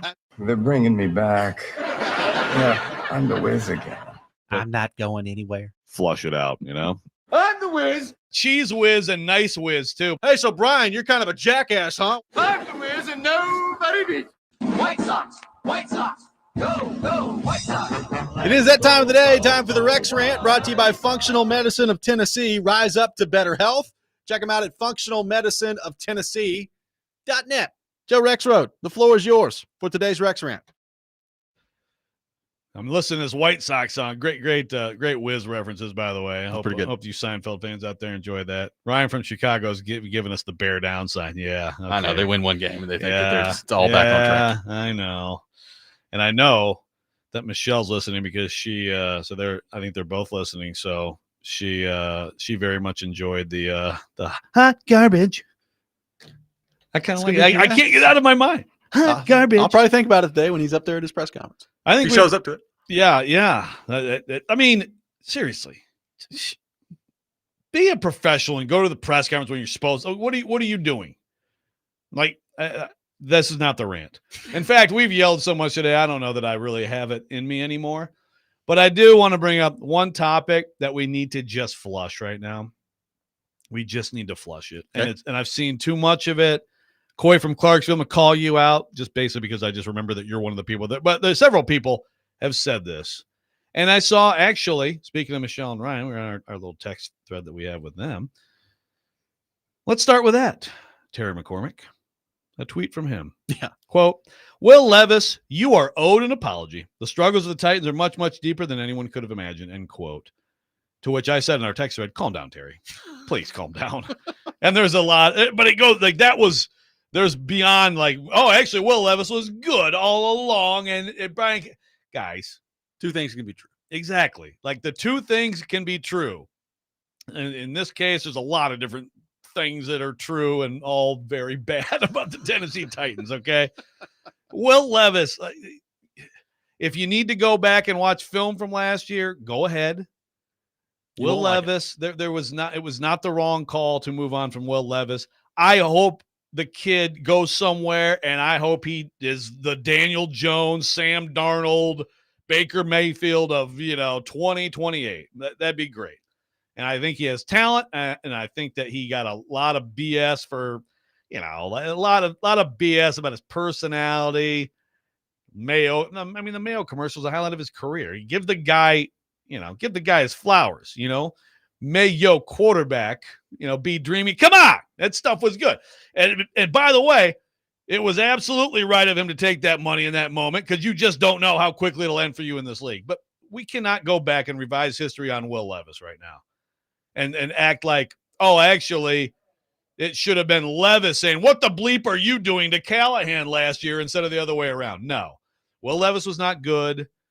Brian Callahan is not good. These things can coexist, okay? So can we not do the Will Levis thing? Well, this is what I ask of you all. Terry McCormick has a response. Let's head to our 1025 The Game phone line. Let's go, baby! Welcome Terry into the program. Terry, the floor is yours. Terry from Nashville. Guys, I got to clarify my statement by this.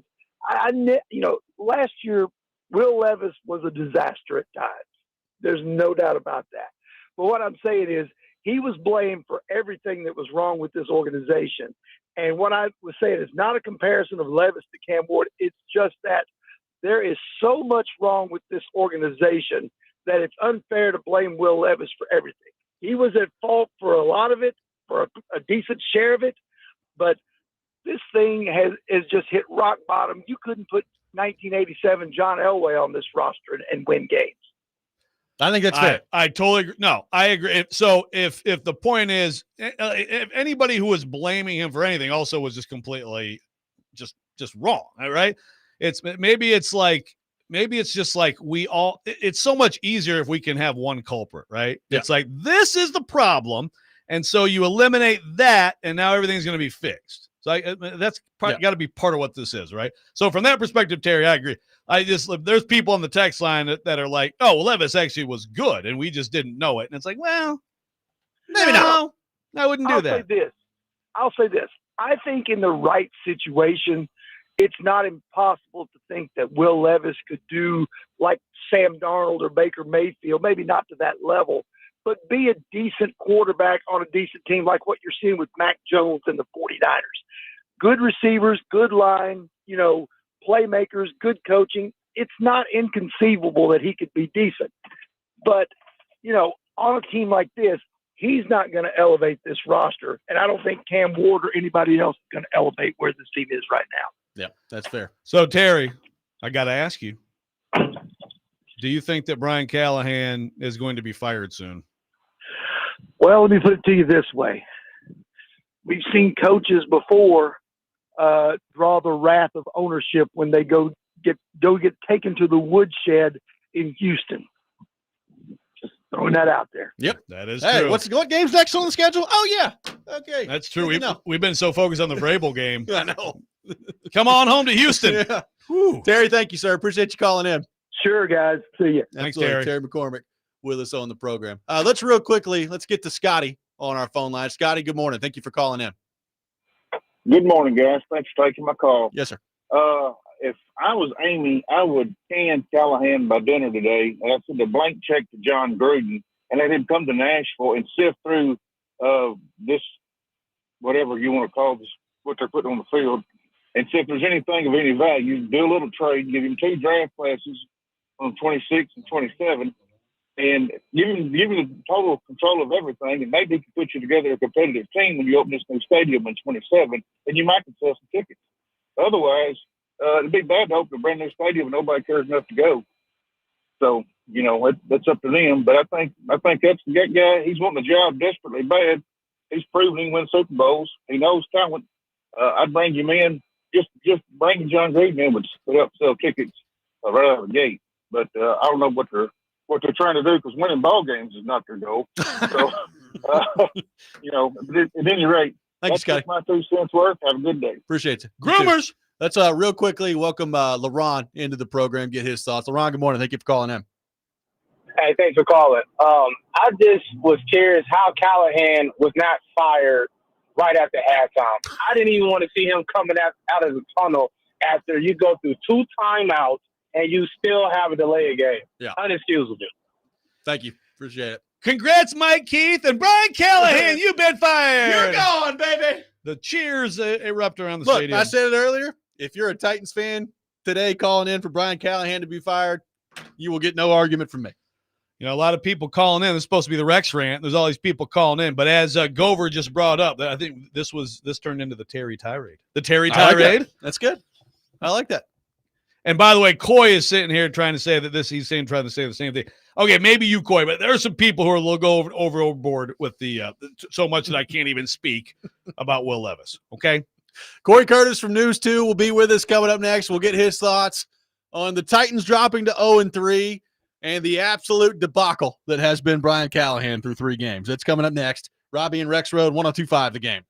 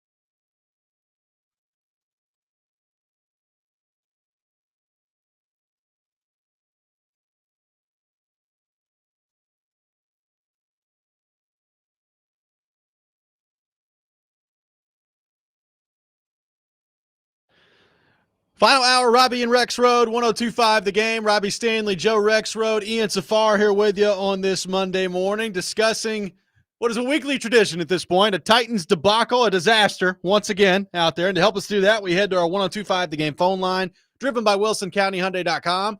Welcome in our friend Corey Curtis from News 2, brought to you by Tennessee Men's Clinic. Corey, good morning. How are you? I'm great. I'm offering to pivot today. We could discuss the happenings in the NFC North yesterday. Yeah, where the Carson Wentz era was unleashed, where the Green Bay Packers showed their true colors. Yeah. And Caleb Williams took the first step to Canton. There we go. Yes. I mean, we could discuss Marcus stepping in for Washington and getting the job done. Yeah, seriously, is Marcus, and I might just not be thinking about it, is he probably – he's got to be one of the top 3 backups in the league, right? I don't know. I mean, Robby would put him about 30. Rexrode said last year that Mason Rudolph was top 5 backup, so I couldn't tell you. Wow. I mean, Gardner Minshew would be a pretty good one. I mean, you never know what you're going to get. Kirk Cousins. He's okay. Kirk Cousins. Yeah. I don't think he did a whole lot yesterday. Well, I was going to say maybe they should have gone to Kirk yesterday with the nice shutout in Carolina. Huh? Okay, so I know we're going to get to the Titans debacle, and there's plenty to go there. I like how we're avoiding it, actually. Yeah. What performance is worse, losing to the Colts 41-20 or losing to the Panthers 30-0? Well, especially when you're supposed to be a reasonably good team. Yeah. It's definitely that. Yeah. I would vote that. Yeah. We know the Titans are cheeks. Is it cheeks or buns? Which one are we going with? The 10 of cheeks tight buns. Yeah. Okay. You like Corey that? does not sound excited about that. Okay. Just wait till you hear wait till I try out my Brian Callahan nicknames on you, Corey. I'm going to get your opinion. Oh, God. Yeah. Oh, boy. Well, let's start there, Corey. They're 0-3. Yep. They are 3-17 with Brian Callahan as the head coach. To me, it's one thing to be losing, right? Like, it's bad enough. It's another thing entirely to actively be a detriment to your team, which I think you can make a very clear case that Brian Callahan has been to this point this season. So what do you make of that, and where do you think things currently stand with him? Well, I said last night on our show, I said, he could not afford a day like this, not after what happened in Denver. He needed to not be a topic of conversation for weeks, okay? And now he is. I mean, regardless if you make or miss the field goal, if you're conservative or too aggressive, not knowing what you're going to do is a problem. And, I mean, when you hand the ball off on third down, you should know what your next play is. You just should. Yeah. I mean, the clock's ticking. And if you want to play for 3, people may not like it, but you can justify it. You can absolutely justify it. It would have been, 20-9? It's still an 11-point game. Well, no, because they got a field goal. The Colts got a field goal because of the – it would have been 17-9. It would have been an 8-point game. It would have been a 1-possession game going to half. You absolutely – but to just be so unsure of what you want to do is damning. And to go through 2 timeouts and have a guy. I've never seen a cornerback line up in the neutral zone before. That's shocking. But the worst part is to have Michael Pittman say after the game, we could tell they didn't want to play. Yeah. And look, players say that stuff when they win big about the other team. I mean, they do. But then when the other team says in their very own locker room, yeah, we were flat, we weren't ready. That's a problem. Because when you decide, I'm never a fire the coach guy because I think quite often it's overrated. I mean, there are exceptions to the rule. Because right now, the biggest question for the Titans is what's best for Cam Ward for the rest of 2025. That's really the only question the rest of the way. What's best for this kid the rest of the way to advance him? But when you hear a team isn't ready to play, that's a really big question, and that makes you have to think and figure out what's the next step. Yeah, because from every angle, it's an indictment of the coach, and I think that's an underrated part of yesterday, Corey, is the defensive side of the ball and how lifeless and weak they were. I mean, the Colts are good. Jonathan Taylor's, but still, there were some stretches on film that to me even looked different than the first 2 weeks, right? They've gone down a notch or two. All right, let me ask you. Well, first of all, I think Brian Callahan is a nice Ken Wisenhunt, so I'm going with Whiz Kid. But you also could do nice Whiz. See, Corey liked it. Okay, that's an approval. But let me ask you this, Corey. Like you said, it's this year. Cam Ward has always been the focal point. He is the focal point of the franchise. Do you think it's an inevitability at this point that he will have a new coach next season? Look, if I had $100 and I had to push it all on the table one way or another, that's a very easy bet to make. Yeah, and to that point, Corey, we get so caught up in continuity, and I get it. I understand that you want continuity, absolutely. Right? But I think we've reached the point with Callahan, unless something changes dramatically here. The question I'm going to start asking if I'm the Titans is Brian Callahan a detriment to Cam Ward? Is he a detriment to getting Cam Ward to where you want him to be? Well, and that's why I say that's the most important thing is even if you're going to move on after the season, can he still coach the quarterback? Can he still help this kid develop and become the player that you want him to be, or is he going to get him hurt? Because that was the whole thing with Wisenhunt was he was going to get somebody killed, and so I did think they ran a lot more play action yesterday, which was really good to see. So that was a positive. And Cam did some stuff well yesterday, and there was some stuff that he, the ball to Chig over the middle, he's got to complete that one. That's he's running down the seam, he's got to put a little touch on that. But that is the big question: is what's best for this kid the rest of the way. Look, it's not going to change your season, to change head coaches, but if the team's not ready to play and you don't think they're going to be ready to play, that's another question. I don't know what the answer to that is. And frankly, I think the players, also need to look in the mirror big time. That 3 weeks in, because we're all obviously leaning on the head coach. Well, it's the third game of the season. You're 0-2, and you've got the first place team in your building. You could be within a game of first place, and you're not ready to play. Callahan deserves a ton of indictment here. There's no question about it. But so do the guys in the locker room. Okay, they are not ready. Roger McCreary stood up and said it. L'Jarius Sneed stood up and said it. It is on them. They are the players. They need to make the plays. They need to be ready to play.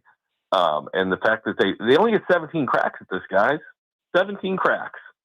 And to not show up and be ready to just leave it all on the field, to make sure your bucket's empty, however you want to put it, is, how many times do we always hear we need guys who love ball? All right. It's time to find out who loves ball. And the ones who don't can go watch. It's exciting to be having this conversation 3 weeks into the year. Yeah.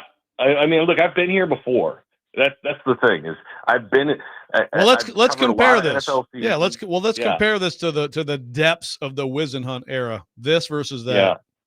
It's bad. It's bad. The reason the Wisenhunt was worse was because he was so stubborn that he knew everything and wasn't willing to listen to anyone about anything. Seems like Brian Callahan's opening up the whole staff to tell him quick decisions on the sideline. So it's like the opposite, huh?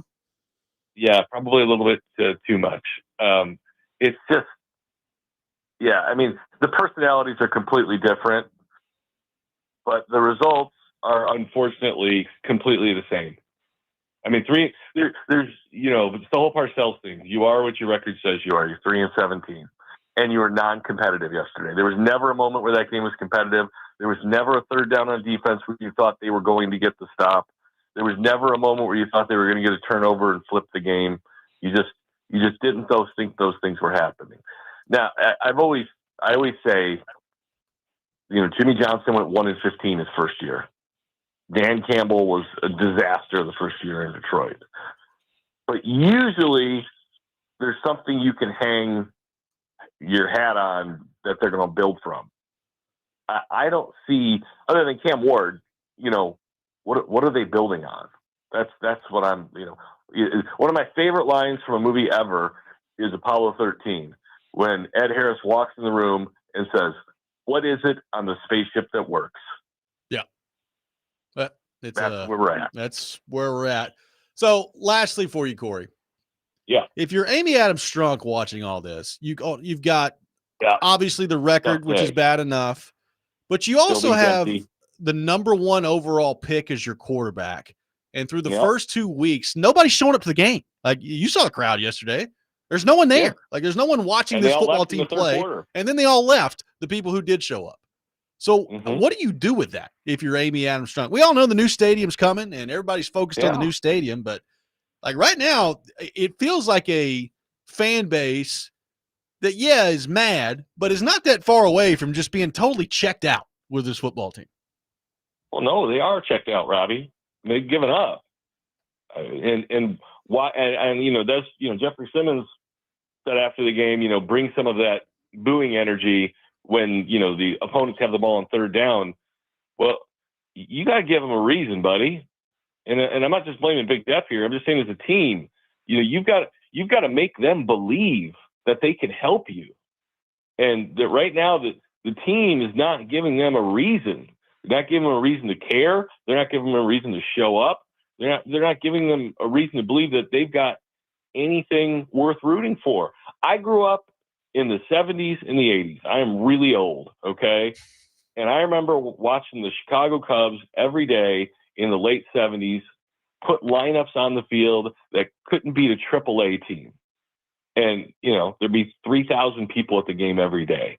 And there's a reason. There was nothing there worth watching. And right now, they're not giving fans anything worth watching, anything worth getting excited about. They're just not. Fans, I always say hope isn't a strategy. It's not, but it's the basis for being a fan. And right now, these fans don't have any hope. And if you don't give them a reason for hope, they're not going to show up. Corey, great stuff as always, man. Thank you, sir. We wish it was more positive, less depressing to talk about this football team, but it is what it is. How many touchdowns did Caleb throw yesterday? I don't know. I think he threw was 4. it 4? Hashtag bear down. 4. How many touchdowns did they score in the Browns-Packers game combined? 2.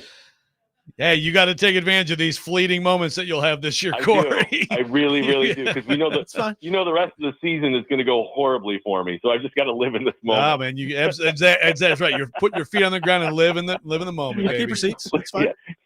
Yeah. Next week when we're 1-3, Robbie, how's it going now, Corey? How's it going now? Is that what I sound like? That's an interesting impersonation of Robbie. Hey, the Preds scored 10 goals yesterday. Yeah, hey, come on. Now we're talking. Let's go, Preds. That in team there. surely won't be buns, right? Yeah. Oh, God. Last year was so buns. Corey, thank you, sir. Thanks, Corey. All right. Corey Curtis, brought to you by Tennessee Men's Clinic, joins us every Monday morning at 8 o'clock. We will continue the Brian Callahan discussion coming up next. I'm done with the guy, and I think the Titans should give serious consideration to moving on for Brian Callahan. We will discuss that coming up next. Robby and Rexrode, 102.5 The Game.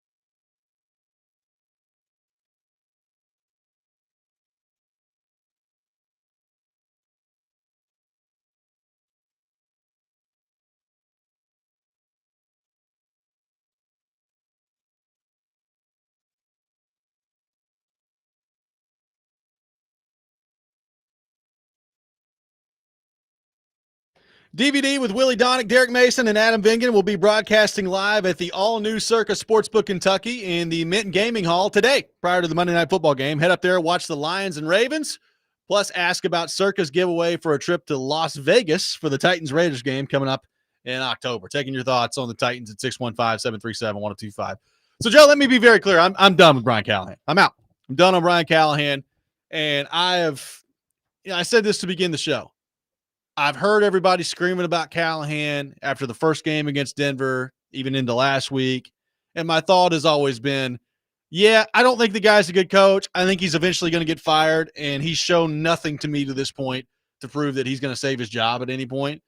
But it's the National Football League, and you just don't see in-season coaching firings all that much. Certainly you don't see in-season coaching firings early in the year all that much. So I've just not really thought about it. I'm like, yeah, he's going to get fired at some point, and I've been resigned to it that we're going to be talking about another head coaching search for the Titans at some point toward the end of the year. But I will say, like, after yesterday, the only question I've got in my mind right now is it doing more harm than good to actually keep him? Like, has it reached the point where you would be better off just moving on at this point, even if it is week 4 coming up, rather than having him hang around and be a detriment to your quarterback? I think that's a serious question that the Titans need to be considering right now. Like, is he a detriment to your quarterback? Because there's no doubt he's been a detriment to your team through the first 3 weeks. Yeah. He is actively hurting your football team as head coach. Yeah. As a game manager, in terms of the operation, he's hurt them to the extent that he is getting league-wide attention for the botching of situations. Is he hurting Cam Ward? That is, if there's any question about that, then I would agree that just move on. You move on from him. Your offensive line coach walks out the door the same day, and I understand that'd be a big loss. Well, I mean, that's the thing. It's like, obviously, it's not going great. They haven't had J.C. Latham. I still think that, like, Bill Callahan is pretty good. His entire career would tell you so. But, I mean, you have to think about, so then what do you do if so Brian's out, Bill's out. They're both gone. So you have to, spackle all that, move people around. I guess, like you said earlier, Fossil or Denard Wilson would be the interim head coach. Mike McCoy, somebody. So I mean, I honestly, like, some of the question is, like, we've talked last week about talking to Cam Ward. Who does he trust most? Who is he working with? Like, who does he like? Who does he truly like? Is Bo Hardegree someone he really trusts, where it's like, okay, Brian's out of here, but he and Hardegree, that's really where he's working on all the fundamentals, and it's a good relationship, so it's fine? Or is it Brian? And it's like, so now you're just going to, the rest of the year, the kid's just out there floating around, and he doesn't really have anybody who's, who works with him. I mean, these are questions that I don't know the answer to, but I think you have to ask yourself, yes, is he hurting him? Well, then it's an easy decision. Is he helping him? Is there still good stuff going on there despite the complete CEO disaster that's going on over here? Well, then I think you go through the year and you fire him at the end of the year. But it also may get so bad if there's another thing like this, if they get to 0 and whatever, they're getting blown out week after week after week. At some point, you make a move. But this front office / this owner, I believe, would not at this point want to, because then, again, look at them and be like, so you idiots decided to keep him, and now 3 games in, you're already out? What, do you have any sort of decision-making capability of your own? What are you doing? It's just a continuation of a grease fire. Well, yeah. I mean, there's no doubt. And look, let me be clear. The problems in this organization run deeper than Brian Callahan. We all know that. The problems are deeper than Brian Callahan. But there's also no doubt that right now he's a huge problem. Like, he is a huge problem. And I know that the roster's bad. We've had some people talk about this. The expectations for the Titans this year were very low. So I get all that. Like, the Titans have a bad roster. They have a bad team. Nobody expected the Titans to be good. They should not be this bad. I'm sorry. Like, it's the National Football League. You should be competitive from time to time. And they have lost 17 games out of 20 with Brian Callahan as their head coach, and 9 of those have now been by double digits. Like, the Titans have a bad roster. The Titans don't have the worst roster in the history of football, which you would trick yourself into believing if you watched them play for any length of time because of how bad they are. And to me, that is their coach. Like, their coach is awful. Like, at some point, when the numbers and everything about it is screaming to you that this is what this guy is, at some point you have to stand up and say, yeah, I think it's just what this guy is. He's 3-17 as a head coach, and they're not getting any better. They're getting worse. And it's hard to believe after the season they just went through last year, but they are getting worse. It's awful. Yeah, it's in a stunning 3-game ability to just turn everything on, turn your head coaching career on its ear. That's what he's done. Again, like, he didn't do these things last year. 2 out of 3 games, he has been the story. That's hard to do. Like, it really is hard to do. And those 2 things now, the rule thing and then this thing before halftime their day, like, those things are going to follow him. They're going to be remembered. And by the way, Mitchell brings this up, and it's a good point. The things that we are criticizing Brian Callahan for to this point in the season don't have anything to do with the roster. It's, hey, you've got the football on your own 7 right before halftime against the defense that you've not been able to really move the ball against all day. Maybe now's not the best time to try to throw the ball down the field, right? Or, hey, the receiver got the elbow down there. You might want to think about challenging that play, Brian, because it's a catch in the National Football League. Or yesterday, hey, the Colts called a timeout. The Titans called a timeout. Let's see if we can't get a decision to come in about whether or not you're going for it on 4th down. Like, these are very simple things that don't happen in the National Football League. He did win a challenge yesterday. Yeah, he did. Which allowed the Colts to kill more clock. Yeah, he did. We got guys. I think he's short. Like, if they win this challenge, it'll be 2nd and 2 inches rather than 1st and 10. Give me that red flag, baby. Yeah, let's throw it. Hey, throw it. It goes on the win. It's a win-loss on the win-loss ledger. It's a challenge win. Congratulations, Brian Callahan. I got people throwing out. We got, obviously we're talking a lot about Wizenhunt. I've seen a Hugh Jackson. I mean, these are the kind of people that he's being compared to right now. Someone said 3-17 is the worst percentage in NFL history for 20 games. Someone had a graphic. I saw that graphic. I don't know where that comes from. I'm not saying it's wrong. Wizenhunt certainly was. Yeah. I'm not saying it's wrong. I just didn't see like the source cited on it. I just saw the graphic. So I need to do some digging into whether or not that's actually true. Yeah. It was a nice graphic though. Meanwhile, we got some Colts fans talking trash. I got Kevin and Nashville saying, you guys feel good about beating my Jags now? There you go. Hey, they might go 0-17. Like, I'm not trying to be funny. I'm not trying to joke around. And it's the NFL. It's a long season. They should luck their way into a win at some point along the way. But like, I was watching them yesterday, and I'm like, yeah, they might not win a game. They very well could get through the whole year and not win a game. The attitude of that game as it went on, just down, more and more down. Yeah. It did feel like they kind of quit. And so you do worry, like, as soon as you start the game, one little bad thing happens, and it just snowballs the rest of the entire game. Yeah, it's a terrible situation.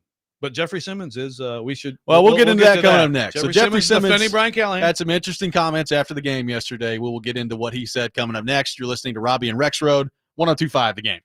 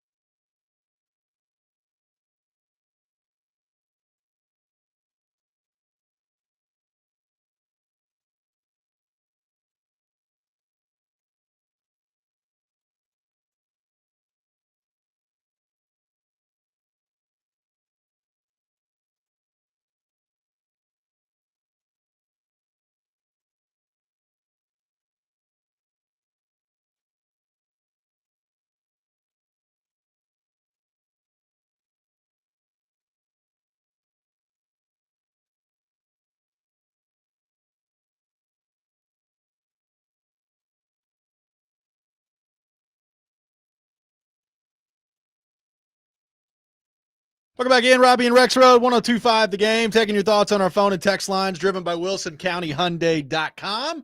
615-737-1025 is our phone number. So Jeffrey Simmons noticed the booing that was going on at Brian Callahan's expense yesterday and had some interesting comments as it relates to the booing after the game. Here is what Jeffrey Simmons had to say after the 41-20 loss to Indianapolis yesterday. Yeah, when you hear the boos from the fans, how does that make you feel? It sucks. I mean, hopefully we could use some of that energy on third down. When we on the field, hopefully they could use some of that energy. You know, I mean, they had a lot of energy booing, and yeah, they pissed off. But let's piss off the offense, the opposing offense. Use that energy on third down to make some noise and boo their offense. I don't really. Yeah, I don't like that. I don't like that. I'm sure that other teams around this league, I mean, the Texans 0-3. It's probably gonna be some more teams 0-3 today. So, and I'm sure they're not booing their team. This is a hard ass job to go out there, to play this game. It's hard, and yeah, it's supposed to be hard. You got to get paid to do it. Well, we out there, and I'm sure nobody just trying to lose a football game. So, like I said, hopefully we can use some of that energy on third down and when the defense take the field, especially home games. So that was what Jeffrey Simmons had to say after the game yesterday. Joe, your thoughts on that? Well, that was good. Here's some more from Jeff Simmons on the booing. Quote, at the end of the day, that bleep's kind of personal. That's my head coach. We're out there fighting. We're out there fighting for each other. He's a coach of this football team. He fights for us, especially myself. I take a lot of pride in fighting for the people who fight for me. I feel like when they boo him, they're booing all of us. Here's more, too, from Jeff. He says, quote, we can talk about the end of the half, but Callie can't go out there and tackle nobody. Callie can't go out there and not get penalties. Can't go out there and not false start. We can keep saying Callie this, Callie that, but Jonathan Taylor just ran for how many yards? How many missed tackles do we have today? Callie's not out there. We can point fingers and boo Callie, but he ain't out there playing, end quote. Well, that's great.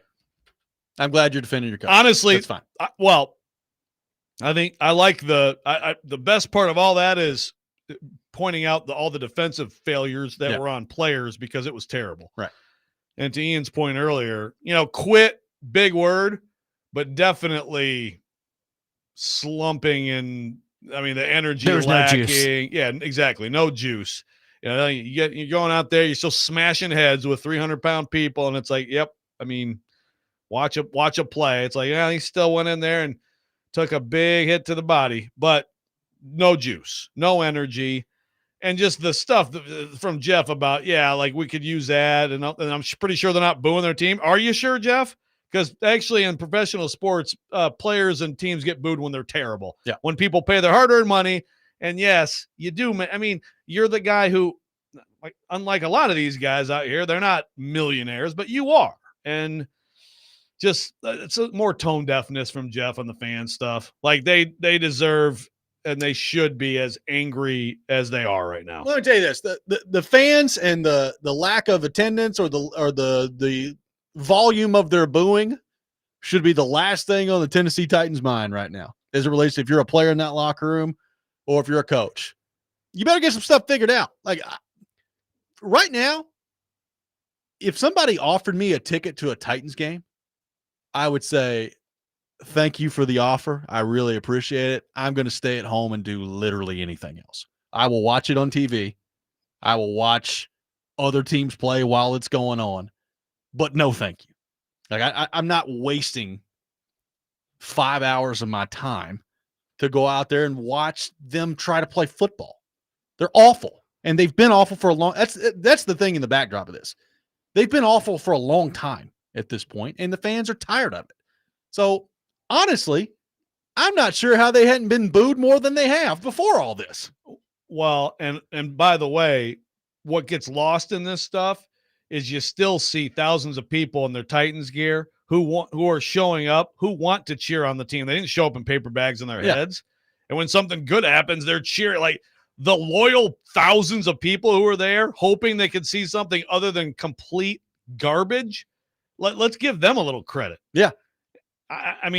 Have some perspective on this. It's absurd. Well, and by the way, I don't think it's that much of an ask. The fans started booing after your head coach made a total ass of himself in front of everybody in the stands because he has no idea what he's doing.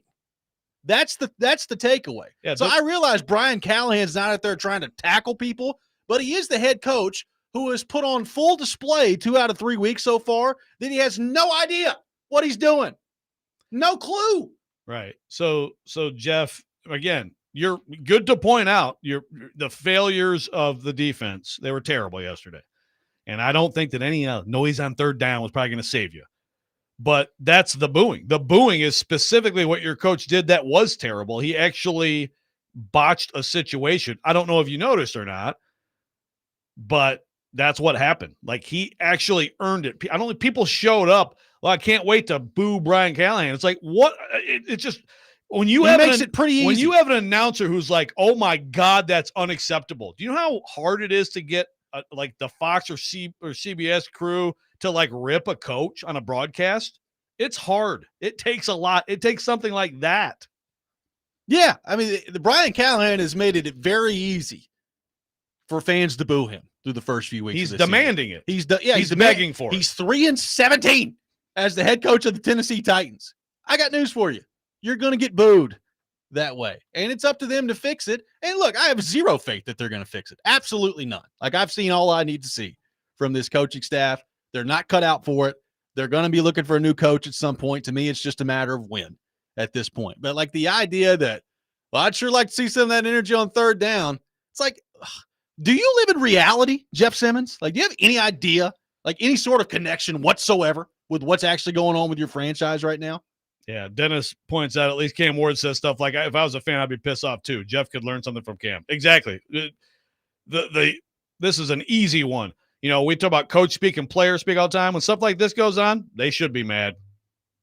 We stink. That's it. Leave it there. Yeah. Sitting there, yeah, we could use more on third. Come on, man.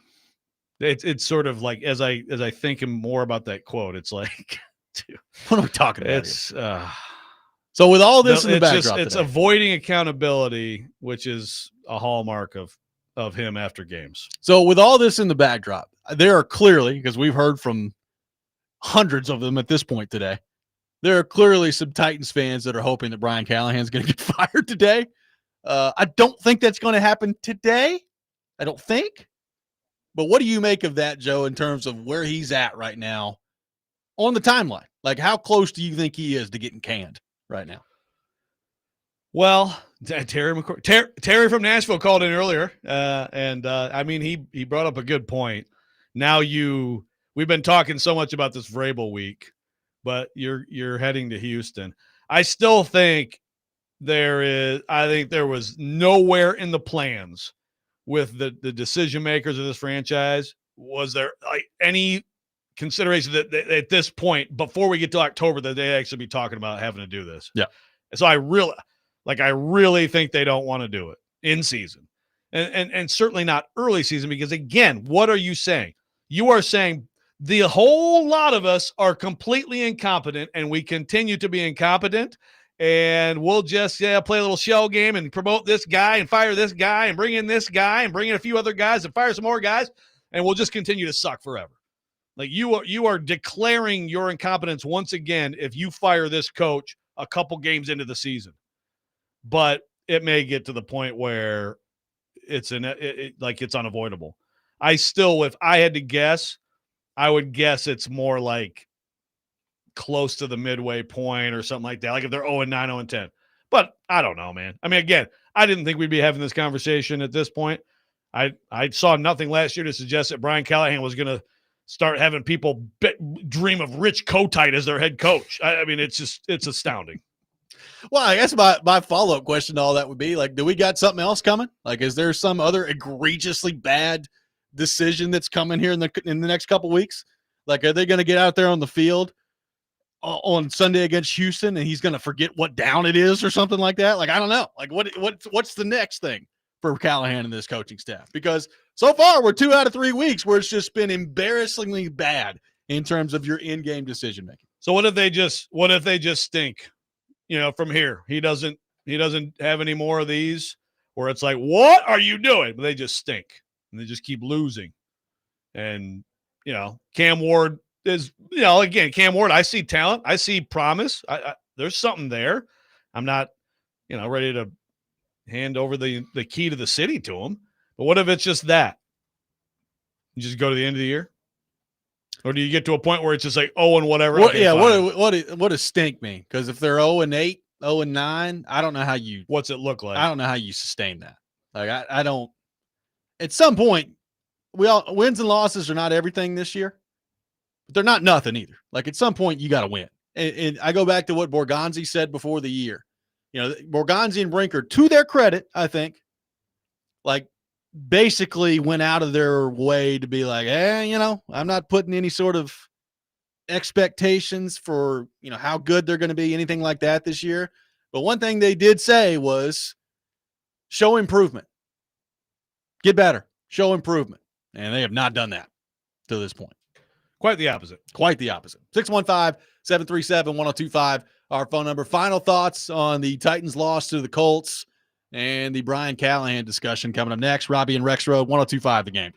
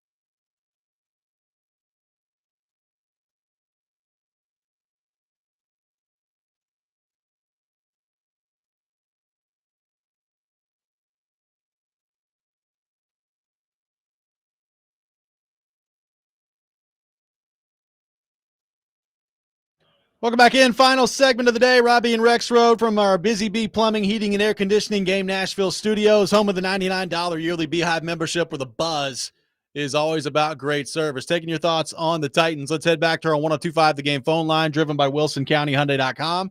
Welcome in Albert to the program. Albert, good morning. Thank you for calling in. What's up, Rob? What's up, Rex? What's up? What's up? Hey, nothing, brothers. I was just saying, I find it ironic that Jeff was quote unquote pissed off about the boos, but he didn't have anything to say about Michael Pittman saying during the pregame that the Titans didn't look like they didn't want to play this Sunday and they knew they were going to win. That's a great point. Well, it is. Now, I will say, I don't know this for sure. In all likelihood, when the Titans reporters were talking to Jeff, I didn't know that. So he probably wasn't asked that. But I mean, who knows? I mean, Titans didn't get in the locker room until about an hour after the game. That's a fair point, too. Yeah, but Colts may have been on their way home, maybe on the plane. But yes, that's definitely a great follow-up for Jeff this week. It's like your opponent was saying he saw you guys didn't want to play to start out the game. Right. Yeah, man, just my 2 cents, man. I've been a diehard Titans fan for a long time. Where's the competition? Where's the competitiveness? That's what I'm trying to see, So I hear you. Thank you, Albert, for the call. Appreciate it.